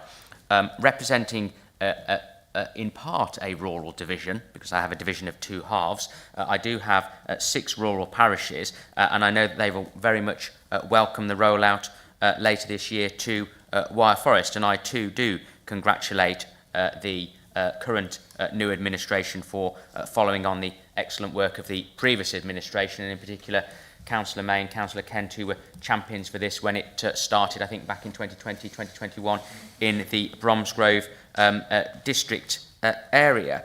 And my plea too, because it's really important for particularly the really rural parishes that I represent, of Rushock and Broome, for example, that this is rolled out to Wyre Forest, and that they are absolutely clear by way of a map as to where this services will run, and therefore would encourage the Cabinet member to publish within 28 days the timetable for the wider expansion, but also clarity on exactly where in Wyre Forest it will be rolled out to, in particular supporting the rural divisions, and also clarification on the 9-mile rule would be really helpful, and I'm really pleased to be able to have my name attributed to this notice of motion this morning. Thank you. Now calling on Councillor Udall. Yes, thank you, Chair. It may surprise you to hear that Labour supports this motion. I also welcome the conversion to public transport from the Conservatives. It's refreshing that they now actually also believe in public transport. It's the Labour government who are providing the funds for the bus service improvement plan. We are the ones who are bringing the buses back. We believe in public transport, and we even believe public transport should be publicly owned. The delight of being able to catch a bus is something people wish to see again. A previous Conservative Cabinet member for Highway said in this chamber, well, it wasn't at County Hall, in 2014, and I quote, "It's not my job to help people to get to school or work." So I'm pleased they have had a change of policy and a change of heart, especially as they dramatically cut bus services over the past 14 years. Clearly they've been on bus travel to Damascus. We really want to ensure that Worcestershire on-demand bus service needs to come to other places other than the rural heartland of the county. It needs to come to Worcester, Redditch and other urban areas as well. It's a good service and it needs to be expanded, but we do need better services to connect people to hospitals, to schools and to get to work. We need connectivity between Worcester and Birmingham. We need evening and Sunday services. So this is good, but we need much, much more. We need to improve the quality of buses too. Better, cleaner and smarter buses are needed, alongside improved information and affordable fares. We need to see the return of park and ride. I hope this is the start of a new era of bus provision led by the government, but we need much, much more than this. We need a bus travel revolution. This is the start of the process, not the end of bus expansion. Thank you. Now going to call on Councillor Bowen. Thank you, Chair. As a councillor for yet another wonderful rural area in our county, I'm delighted that my Cabinet colleague is taking this excellent service forward. It helps families, particularly those who are vulnerable and in need. It helps our community. This is what we are here for. This, for me and for my colleagues, in reform is what we are all about. And I look forward to seeing how this is taken forward into the future, and I'm very happy to support this motion. Thank you. Thank you. Councillor Fordington. Good morning. I think the on-demand bus for Hello Division is very important, because we don't have any buses going down our direction towards Tenbury, really. I mean, we have the odd buses. So the importance of the independence of people is crucial here. So I would like to sort of ask if the highways cabinet member would take this seriously and make sure that this is applied in all areas. Thank you. Thank you. Now calling on Councillor McSweeney. Thank you, Chair, and thank you to those bringing this motion, which I'm sorry to admit I fully support, so you don't have anybody against it yet. Sorry, I can't let it go by without sort of commenting on the most beautiful part of the county issue. I'm wondering if anybody's going to stand up and say, I don't represent the most beautiful part of the county, but I represent part of the Malverns, which I think I've got to back up the Malverns claim to that thing.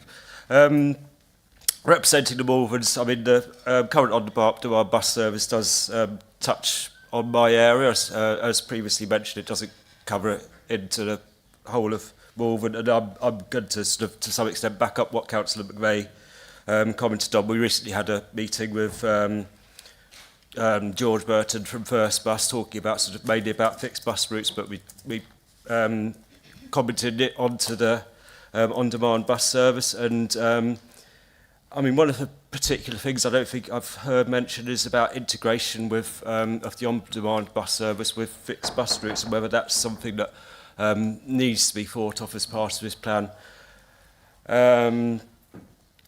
But, I mean, in general, I support this motion and the expansion into other areas. I have residents who would welcome a bus service, and it's very, very limited or non-existent in a lot of my area. Thank you. Thank you. I see no further questions. Oh, I do. Sorry.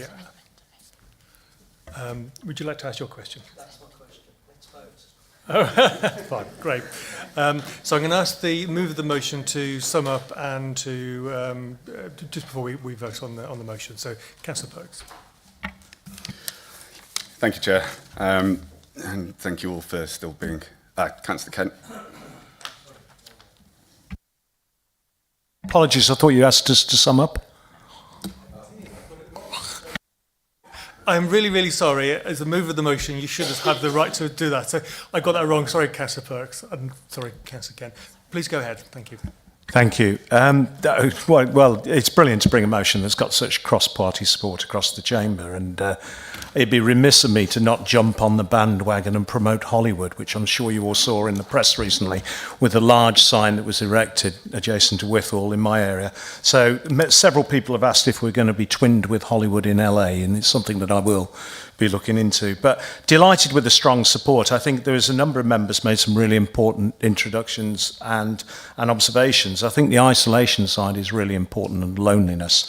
I live in an area where there's a large proportion of elderly people, and for them to be able to get that final mile and a half when they can probably only walk 100 feet or 100 metres is massively important. And one of the things that I found incredibly refreshing about the service and the officers' approach to it is the way that they're able to manufacture stops with health and safety in mind that could be utilised by people that have got great difficulty in walking and longer distances. So bear that in mind when you go through it.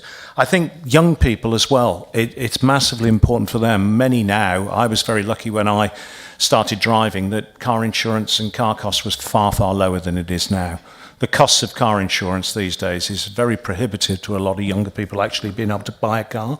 And why should they be penalised that they live in a rural area and can't get around? And I think some of the early users of the Bromsgrove On Demand, and then subsequently renamed to Worcestershire On Demand service, were very young people using it with their friends, particularly in the school holidays, to move around. So there's huge positive response from everybody. I note various comments. I think one of the other areas that has been raised is the economic benefits to local pubs and restaurants that have been very hard hit with business rate relief removal and the national insurance hike, and it will go some way to helping those. And I also note a comment regarding integration into existing services. The whole point with this is it's able to link you into other services. So I think it's vitally important that the services that it's linking into are also looked and well managed. Right, thank you. So we will now move to the vote. So can I please see all those in favour, please raise your card. That looks unanimous, but we'll... But is anyone opposing? Against? No. Are there any abstentions? No, that's unanimous. Thank you very much. Okay, so as you may know, the second motion that was put for today has been withdrawn, so we will not be debating that. And at this point, I'm going to call for a quick 10-minute comfort break. We've been sitting here long enough. So if we can come back in 10 minutes' time, which is 12 o'clock. Thank you.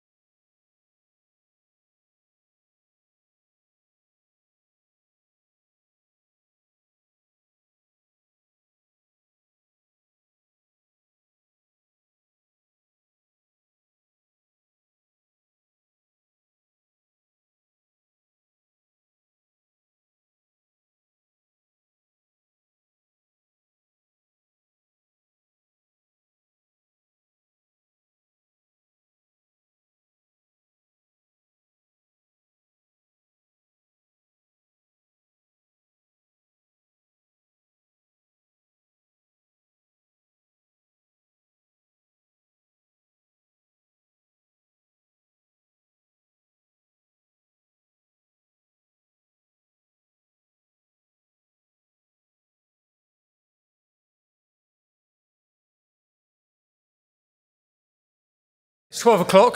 If someone could just quickly pull the people in who are literally just outside the door, and we'll start. I have. Chairman's bang on time. Yes. Yep.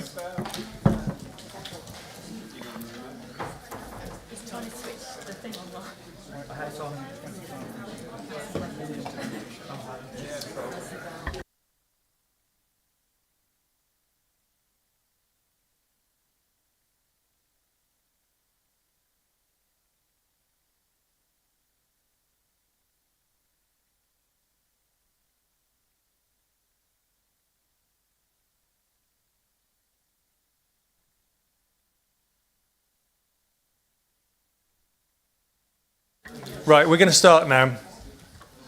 Thank you. But before we move on to question time, I am going to allow the Cabinet Member, Carl Bucks, to just say a few words about the last motion. Through a little bit of a misunderstanding, we didn't give him a chance to speak earlier on, so I'm going to give him that position. So over to you, Carl. Thank you, Chair. And before I start, I have to do the obligatory. I think I live and represent the most beautiful part of the county, and along with Councillor Hart in the Wyre Forest. I would like to take this opportunity to thank Councillor Kent and others for bringing forward this motion and the support and statements from across the chamber. As you are all obviously aware, we launched the expanded rollout plan for the on-demand bus service across the county yesterday, which will begin in Wychavon this August, and, as you have already mentioned, extend to central Worcestershire in the winter and conclude in the northwest by next spring. I want to express my gratitude to everyone that has played a part in delivering this instrumental scheme, one that serves not only our urban centres, but more importantly, connects and strengthens our rural communities, complementing existing services, not replacing them, hence why the 9-mile rule, or 15 kilometres. Special thanks goes to Councillor Amos, who was instrumental in the scheme's creation, and the previous administration, who recognised its value to the rural residents. Most of all, I want to thank you to the officers and service providers whose hard work has made this possible. We now have momentum. The bus service improvement plan is central to our broader strategic transport ambitions and will feature prominently in the forthcoming update to our local transport plan. As a Cabinet, we're fully committed to this scheme. We will, of course, continue to support our veterans as a part of this vision, as well as those in need of support or assistance. In closing, I'll say this: the future of the scheme is secure whilst we remain at the helm. We're actively exploring other opportunities for demand response transport, including its potential role in home-to-school transport and in reducing the revenue impact to our exceptional financial support standing. Thank you. Thank you very much. We're now going to move to question time. Please turn to pages 27 to 30 in the main agenda and 41 to 42 in the supplementary agenda for question time. There are 15 questions in all. The Constitution allows for 30 minutes. I'm going to take one question from each member and return. I will come back to you then for a second question as a supplementary. But I'm going to remind everybody that the supplementary needs to be connected to the first item and it needs to be relevant to that question. I'm also going to remind people that this is an opportunity to ask a question, and it's not to make necessarily a long political speech. We have very limited time, so if you can make them as short as you possibly can, we will get more questions in. And I'm going to look to the group leaders in the room to, maybe not necessarily in this meeting, but also perhaps in future meetings, to try to make sure that we get this as smoothly as we can, to try to get as many questions in as we can. So long, rambling questions, taking up a lot of time, are really not going to be very helpful. So I think it's in all of our interest to try to make them as quick as we possibly can make it. So on that vein, if you do have a long question, the questions are actually already printed on the papers. So it's at your discretion, but feel free, if you'd like to, just say as read. But if you'd like to ask the question, then of course you can ask it and fully read it out. That's up to you. Okay, so we've got the start of the 30 minutes. I'm going to ask the first person to ask the question. And the first question is to Councillor Joe Monk. Please. Thank you very much indeed, Mr. Chairman. On the basis that mine's not a, quote, long rambling question, unquote, I'm going to read the question out. Can the Leader of the Council confirm whether or not she values the 6 district councils across Worcestershire? Thank you, Chair, and thank you, Councillor Hart. The answer is yes. But as the Leader of the Council, I'm deeply committed to the well-being and prosperity of Worcestershire as a whole. The 6 district councils across our county play an indispensable role in ensuring the effective governance and delivery of services to our residents. I value the contributions of the 6 district councils. They are integral partners in our collective effort to make Worcestershire a thriving place to live and work and visit. So in conclusion, it is through our united efforts and mutual respect for each council's role that we will continue to progress and enhance the quality of life for all residents of Worcestershire. So I look forward to continued partnership and the positive impact we will make together. Thank you. I'm grateful for the answer. Would the Leader of the Council agree with me, therefore, that it was very disrespectful and frankly outrageous that on the 28th of May, in Worcester, when the Worcestershire Leaders Board met with the 6 district councils, that neither the Leader nor her deputy, nor any senior representative, i.e. a cabinet member, was present at that meeting when there were really important issues to discuss, such as local government reorganisation. And the fact that she was only appointed on the 22nd should not be an excuse, because this date has been in the diary for many, many weeks. And at a time when the elections were on the first Thursday in May, there's really no excuse. And would she undertake and confirm that such conduct won't happen again in the future? Thank you, Councillor Hart, but I will reiterate that I was only elected a few days earlier, and I know you don't want that answer, but I suspect this question is possibly to gain political point scoring, and this is exactly what the people of Worcestershire and our electorate do not want. Okay, thank you. Moving on to question number 15. Councillor Sam Evans. Thank you, Chair, and good morning, Council, or good afternoon now, actually, I suppose. In the interests of speed, the question is read. Thank you.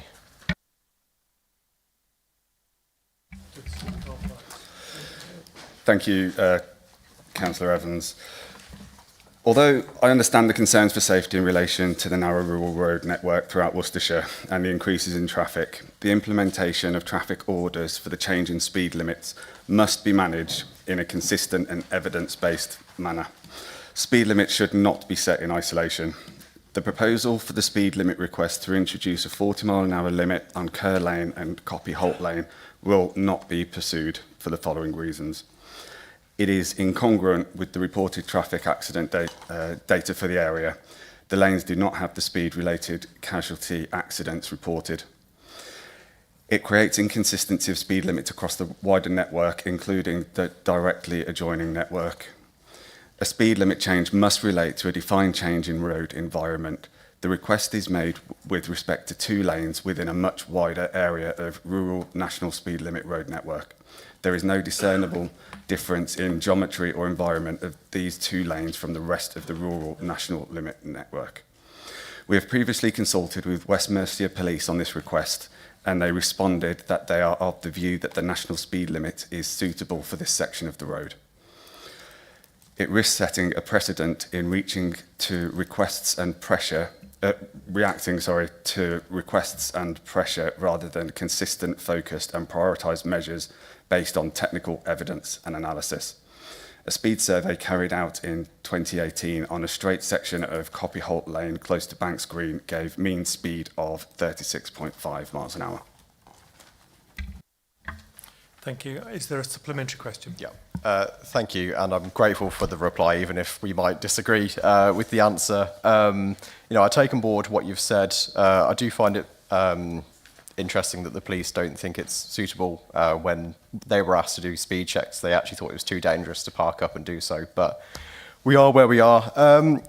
Moving on from that then, given that we haven't agreed that we will reduce the speed limit, can you please confirm that you will meet with me and interested parties to see if there's any other measures we can implement to improve road safety in the area? Thank you. I absolutely will. There is no date set yet, but there is a session to be held to discuss the quality of driving across the network with senior police and John Campion. Thank you. Now I'm going to call on Councillor Josh Robinson to ask a question of Carl Perks. Question 12. As read. Councillor Perks. Thank you, Chair. Apologies, making notes. Thank you, Councillor Robinson. I fully appreciate that major highway works, such as those currently underway in Bromsgrove, cause disruption to residents, businesses and regular users. However, the A38 Bromsgrove Route Enhancement Programme, or BREP, is a vital long-term investment in the town's future. Without these improvements, traffic levels will continue to rise, putting unsustainable pressure on our roads. I also recognise that residents have expressed frustration over the years, and it's fair to say that communications around this scheme have not always met expectations. I'm committed to improving that, as shown by last Thursday's meeting with fellow councillors and member of the revised BREP group. Officers and I are listening, and we're working to improve dialogue and transparency. That said, the core rationale for BREP remains unchanged. Currently, the A38 corridor between M5 Junction 4 and Hanbury Turn experiences severe congestion and unreliable journey times. This affects not just convenience, but also the local economy, air quality and safety. Left unchecked, peak time traffic could back up onto the M42, worsening regional impacts and increasing rat running through residential areas. Scheme F, Licky End and School Lane improvements. This phase of the BREP includes road upgrades and improved active travel infrastructures across multiple junctions. Scheme F, covering the A38 Birmingham Road junction to the A38 M42 junction, is a key element. It has DFT funding approval and forms part of the programme's value for money, or BFM, case. It includes a realigned Birmingham Road junction to add a southbound lane and ease congestion, widened footways and upgraded pedestrian and cyclist crossings. These enhancements support BREP's strategic goals to reduce congestion and journey times, improve network efficiency, enable sustainable travel, support local housing and economic growth, improve safety and accessibility for all road users. Removing Scheme F would require a full reassessment of the programme's business case, including traffic remodelling, re-evaluation of active travel benefits and environmental impacts. This would be time-consuming, costly and could jeopardise overall funding. For a BREP review, Worcestershire County Council remains committed to reviewing the remaining works within BREP. This includes examining sequencing and traffic management with a view to improving delivery under current financial and logistical constraints. The review will inform both the project and future highway schemes. Thank you. Is there a supplementary question? Thank you for that, and I'd like to thank Councillor Perks for meeting us twice to discuss this. I am though disappointed, and you won't be surprised, I am disappointed with the answer. Can he confirm to me whether he has, or anyone in the administration has written to the DFT to see if we can look to amend Scheme F? Thank you. At the moment, that is with consideration between the officers and I. Thank you. Now got question 3 from Councillor Alan Amos to Councillor Ian Creswell. Thank you, Mr. Chairman. 2025 marks the centenary of the founding of the Fields in Trust charity in 1925, then called the National Playing Fields Association.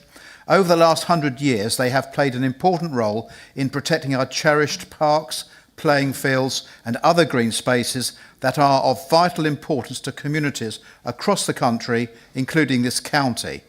During the recent County Council election, the future of Pitmarston Park in my division was a matter of vital concern to residents worried about Tory asset stripping.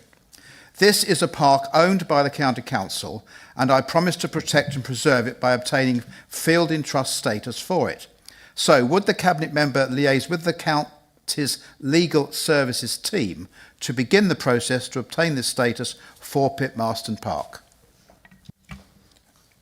Many thanks, Councillor Amos, on that.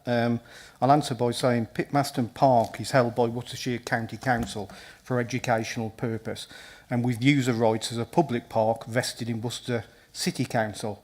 As it is held for educational use, it would not be disposed of without the Department of Education consent. And that it is needed for the use of the school, it would not achieve consent, as it would stop the school achieving the requirements for playing fields. Fields in trust dedication is suitable for public open space, but land designated for educational use is a separate category. However, as there is a joint educational and public use vested in this county and city council respectively, and both have their own legal protection, then these rights protect the land from being sold on the open market. Thank you. Is a supplementary? Thank you, Chair. My promise was to guarantee that no part of this much loved and valued park could be sold off or built on. So I'm delighted to have received that watertight commitment today from Councillor Cresswell, who I think, as the Cabinet Member for the Environment, has refreshingly shown his determination to maintain our green spaces as green spaces, not for sale and not for development. So thank you very much.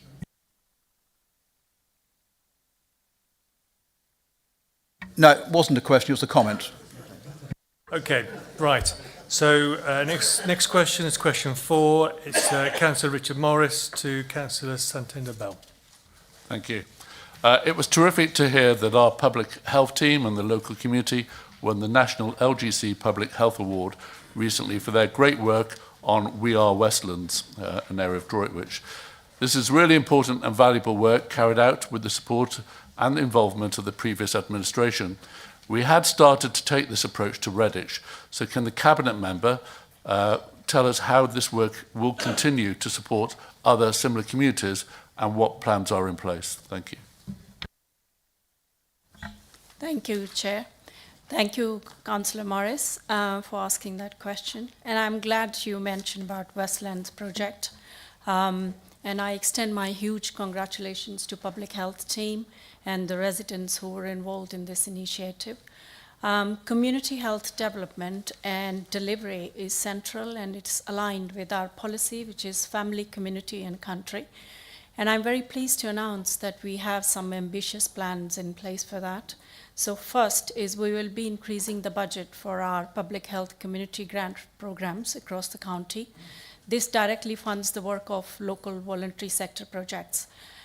So, for example, Councillor Morris, you've mentioned about Redditch. So there's intensive work is going on in Redditch, including with Old Needleworks Foundation. It's also getting started in other areas, and we've had some discussions with the other members and the leader about this. Over the coming weeks and months, we will regularly share the work we are doing across the county in these projects and the impact it's having. We will also be investing in the school-based grants. I recently did welcome BBC into St. Peter's School, Droitwich, where they showed some examples that how these grants are helping for the children, for their physical and psychological well-being. So head teachers and their school teams are central to these community projects and the grants. So we are reaching out to the communities, to the schools, so that people can come forward to us with those ideas, and we are happy to support. We will soon be publishing details of increases to Family Hub's budget. These hubs support children and families in the heart of local neighborhoods, and our extra funding will allow them to expand those services. Finally, We will also be adding extra investment into our public health nursing services, which will increase their capacity to support health and well-being of our children, especially 2 to 5 years old. By investing more in families and communities, our aim is to help them become healthier and more resilient. This will help slow down immensely rising pressure on adult and children's social care, which we are seeing at the moment across the council budget. Thank you. Thank you. Is there a supplementary question? Yes, please. I thank the Cabinet member for her reply and acknowledgement of the work taken. As the local member for Westlands, when I asked the Director of Public Health and the Cabinet member to attend Westlands and learn about what the great work that the community was doing, I could not be more pleased how they reacted and their great positive response. What does the new Cabinet member believe should be the next stages for We Are Westlands work? Thank you. So I have had discussions, and unfortunately I was not there, but I do appreciate that the projects which they have been doing with the community. So the main factor which came out of that is the community participation, local people, voluntary sector. So that is the key to deliver these projects, and we take that on board. And so how these projects have been successful so that we can replicate this across the county based on the same principles. And we are accelerating and expanding our initiatives and investment based on that, and keeping in background that we have inherited really difficult financial situation from the previous administration. So despite that, we are doing, and especially from school grants, that's going to go up by 1/3, if not more. So those are the things which we are building on. Thank you. Thank you. Next question is question 5. It's from Councillor Dan Birch to Councillor Carl Perks. Thank you, Chairman. Accessibility is essential to ensure all our residents, regardless of age or mobility, can safely navigate our towns and villages. So the residents of Droitwich East would like to know whether the Cabinet member will establish a dedicated fund in the next budget to support the installation of new footpaths and drop curbs across the county, ensuring Worcestershire is accessible, inclusive and safe for all.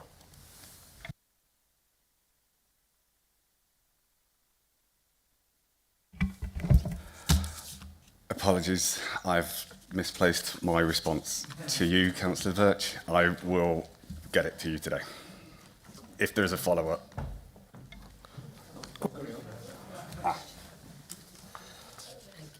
Thank you. I have it.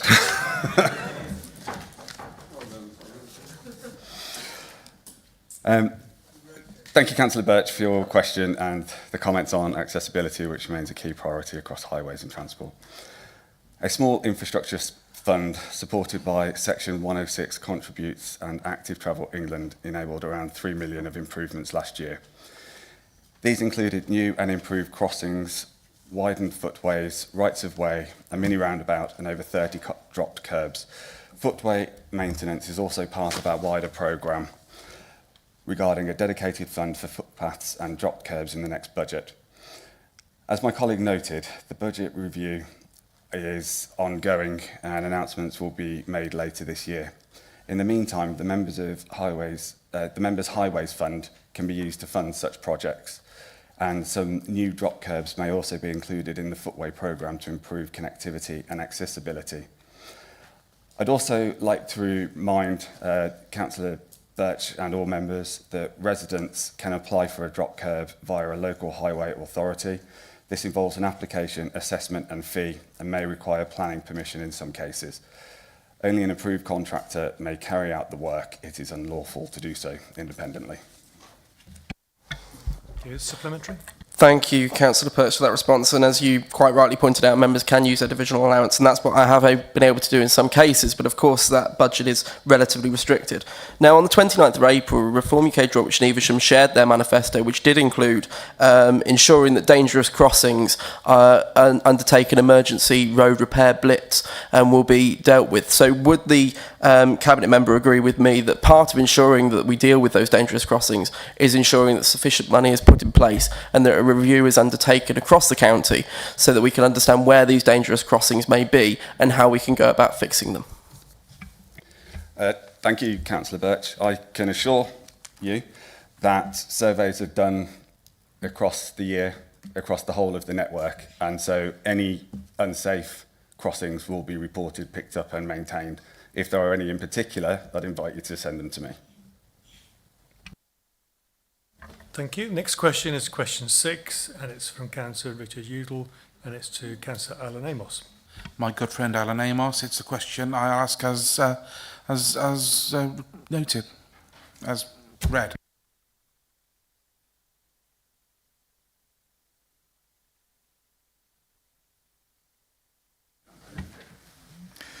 I thank Councillor Udall for his question, an important one which highlights a wider issue. For decades, the English education system has, through its misguided priorities, systematically failed hundreds of thousands of pupils by forcing them through watered-down academic courses with little or no value when instead the system should have been developing and using those pupils' skills for technical and trades occupations. Consequently, even in the 21st century, the country continues to have a severe shortage of plumbers, electricians, engineers, carpenters, and so on, never mind the persistent shortage of nurses, doctors, and care workers. The preservation and revitalisation of traditional rural skills, such as blacksmithing, thatching, dry stone walling, and sheep shearing, are an important part of Worcestershire's cultural heritage, and these crafts are indeed at risk due to the lack of formal training pathways and the ageing demographic of current practitioners. The county's role is, within our span of influence, to develop the skills that employers demand. This work is carried out in partnership with the Chamber of Commerce, which leads on the Local Skills Improvement Plan, albeit that such initiatives are only possible where funding allows. However, I can see 4 main areas which I can consider. Firstly, mapping demand and skills gaps. To develop any provision, there must be a financial argument and evidence of ongoing demand. Colleges and schools can only sustain programmes that attract a regular intake. These traditional skills present challenges around the cost of setup, upskilling existing staff, and recruiting individuals qualified to teach. Without clear evidence of sustained interest, the costs of provision and sourcing appropriate tutors remain significant barriers. This option would identify the need in Worcestershire, bring together employer-based working groups, and review the options to add heritage skills onto current further education curriculum areas. Secondly, reviewing apprenticeship provision. A full review of current apprenticeships show that either no apprenticeships exist for these skills, or where they do, there are very few providers nationally. This could be addressed by seeking funding and working with local employers to get Skills England to create apprenticeship standards to meet these needs. Thirdly, considering local provision. Some of these industries are supported in neighbouring counties as part of broader 16 to 19 provision. Certain skills can only be delivered by designated DFE land-based colleges, of which Worcestershire currently has none. However, neighbouring institutions such as Morton Morell College in Warwickshire and Hartbury College in Gloucestershire do offer, for example, sheep shearing as part of wider livestock production courses. Blacksmithing is also available through Herefordshire, Ludlow and North Shropshire College. So we would need to complete a mapping exercise of the current options across neighbouring counties to present and publicise to local employers. And fourthly, and finally, supporting local schools with mastercraft activities.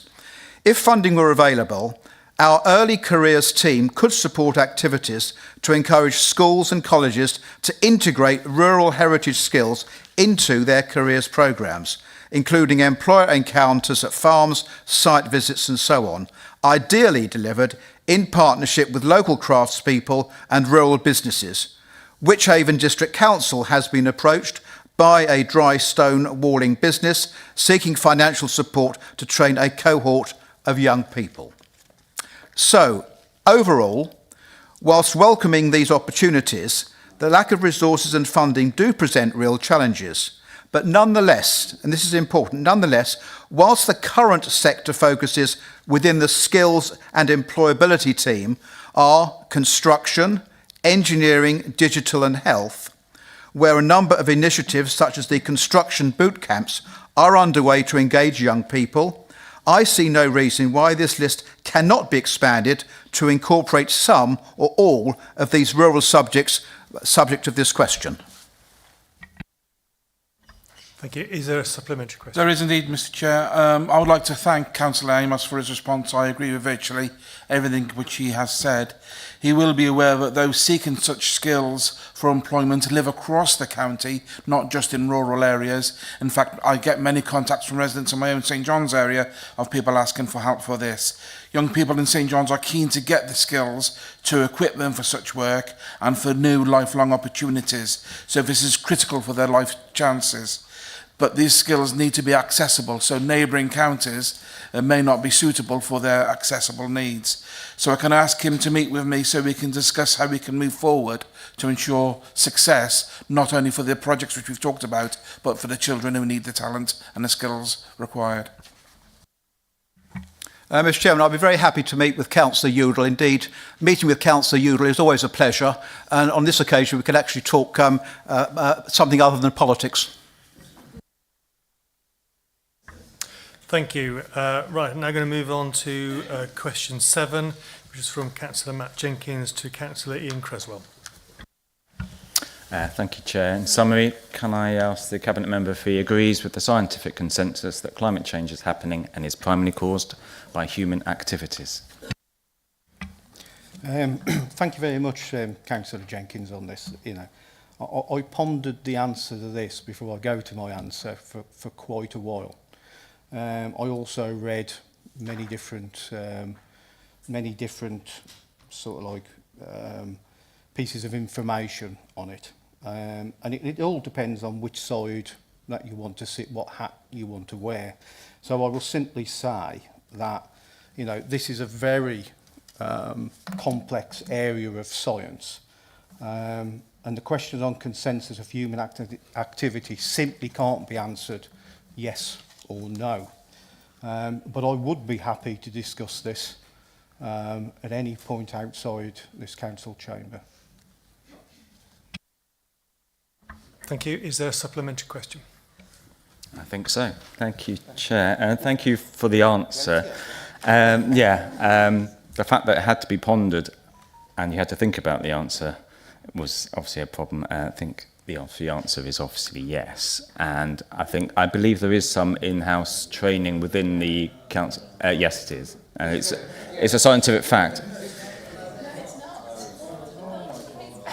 Okay, right, okay. Well, this is the problem we might have over the coming few years if we have people who don't understand science running the council. So I would just ask, maybe if I can ask my supplementary then, obviously I believe there is some in-house training that I believe there is around climate change and understanding it. So clearly maybe all of us need to do it. I was just going to say the cabinet members, but I think maybe from what I hear over from my left, that nearly all of us need to do the training. And really, I was going to say, if we have someone in charge of the environment who basically denies the basic science of environment, then maybe they shouldn't be in that position. So maybe the question is, will you consider your position? Thank you. No. Okay, so thank you very much. This is the end of question time for all the questions that are going to be asked today. A written response will be provided to all of the other questions which we didn't have time for in due course. We're going to move on to agenda item number 9A, and this is the report back from the various committees. And the first one is the Audit and Governance Committee summary of decisions taken. Please turn to pages 31 to 32. And I'm going to invite Councillor Dan Birch, the chair of that committee, to present the report. And then afterwards, hopefully, we'll be noting it. Thank you. Well, I don't know how I follow on from that. The report is pretty much as presented. The 2024-25 draft statement of accounts shows that the council held a firm line in a challenging year. A 6.2 million overspend on a near £500 million net budget is a controlled outcome, in my view, given ongoing inflationary pressures and sector-wide demand volatility. Now, the reporting accounting deficit of 110 million is largely driven by technical adjustments. It's essentially down to the fact that public finances have to be reported in a way that does mirror private enterprise and private business. And while I appreciate that the administration believe that the council should be run like a business, it's not. So there are some differences there. But it's one of those things that last year looked completely different, and next year will look completely different again, based on usually what we tend to revalue and how we depreciate our assets. Now, there was some capital slippage that occurred, but that remains within expected tolerances, and the general fund reserve actually increased by 19.2 million. The overall financial position remains stable, and the DFG remains a growing pressure, as reflected in the carry-forward position. So, in short, the numbers remain relatively solid, even if the narrative may drift. We have got the auditors in at the moment. Our audit fee has increased slightly. That tends to be down to the CIPFA rules, which change, and CIPFA code, which changes annually, and there are some changes to IFRS 17 around leases, which will mean our auditors have a little bit of extra work to do this year, so that's been reflected in the audit fee, and I'd be happy to take any questions on the work of the Audit and Governance Committee. Thank you. We'll now open up for any questions that would like to be asked on this report. Do we see any questions? No. In which case we will note the report, and thank you very much for presenting it. Right, so we're going to now move on to agenda item 9B, which is the report from the Pensions Committee. This is a summary of decisions taken. Please turn to pages 33 to 38, and I'm going to invite Councillor Adrian Hardman, the chair of that Pensions Committee, to present this report, and then obviously answer any questions that may come up after that. Thank you. Thank you very much, Chairman. It gives me pleasure to present my report to Council and the summary of decisions taken, and I stand ready for any questions. Do I see any questions? Councillor Kent. Just one very brief question to Councillor Hardman, who I know is an absolute expert in the field. Just the impact of the change with the Labour government in terms of their forced changes to the investment of the pension funds into UK pension funds, etc., whether that would have a material impact on our pension fund and what the numbers currently are. Right. If I understand your question correctly, you're concerned about UK investments. At the moment, the pensions bill is on its way through Parliament, but it is suggested that we are going to, as a local government pension scheme, be mandated or issued statutory guidance to invest over 10% of the fund into the UK. And a percentage of that will be invested in local schemes in partnership, rather interestingly, with the mayor of your local combined authority. That probably might turn out to be quite a challenge for us because, of course, we are now in the process of pooling all our remaining assets by the 31st of March into LPS Central, and the government, of course, has abolished two of the pools, so they are also looking for new homes. So it's a moment of considerable volatility in the local government pension scheme, in my view. But the direct answer to your question is I think we have 31% of our assets invested in the UK, either in equities or government bonds. Just as give a bit of a reference, the MP's parliamentary scheme has under 4%. So therefore they will be having to change their asset allocation quite considerably. They always seem to have backed foreigners rather than the UK, whereas we, of course, have always tended to back, to a degree, the UK. Thank you. Can I see any other questions? No, I can't. So I think we'll just note that report. Thank you. The last item on the agenda today is a report back from the Planning and Regulatory Committee, and I'm going to ask Councillor Linda Robinson, the Chair of the Planning and Regulatory Committee, to present the report and answer any questions afterwards. Thank you. Thank you, Chairman. I would ask members to note the Planning and Regulatory Committee report. After a comprehensive site visit, the committee granted planning permission for the application to extract sand and gravel and restore to nature and agricultural land at Ripple East Bow Lane, Ripple, subject to the prior completion of a Section 106 agreement to secure an extended aftercare and management period. Happy to answer any questions, Chairman. Councillor Bennett. Hello. My parents lived at Ryle for many, many years, since the 1980s. And the Cemex plant at Ryle, the landscaping has never been restored properly. Never been restored properly. I know it's shocking. And basically, can we have reassurance that the standard of work will be as good as the work next to the M50, which was better? Because basically, some things get done well, others don't, but they need to be all at the right standard. Thank you. Chairman, I'm happy to work with officers to make sure that that takes place. That was a reassurance that was given to residents locally affected, and if we've done it in one place, we can do it in others and keep up the high standard. Thank you. Right, thank you very much. Are there any other questions on that report? In which case, I think we can take that as duly noted. And thank you very much for your attendance. This is the end. This is the last item on the agenda. It is the end of the meeting. Thank you very much for coming, and we'll see you next time. Thank you.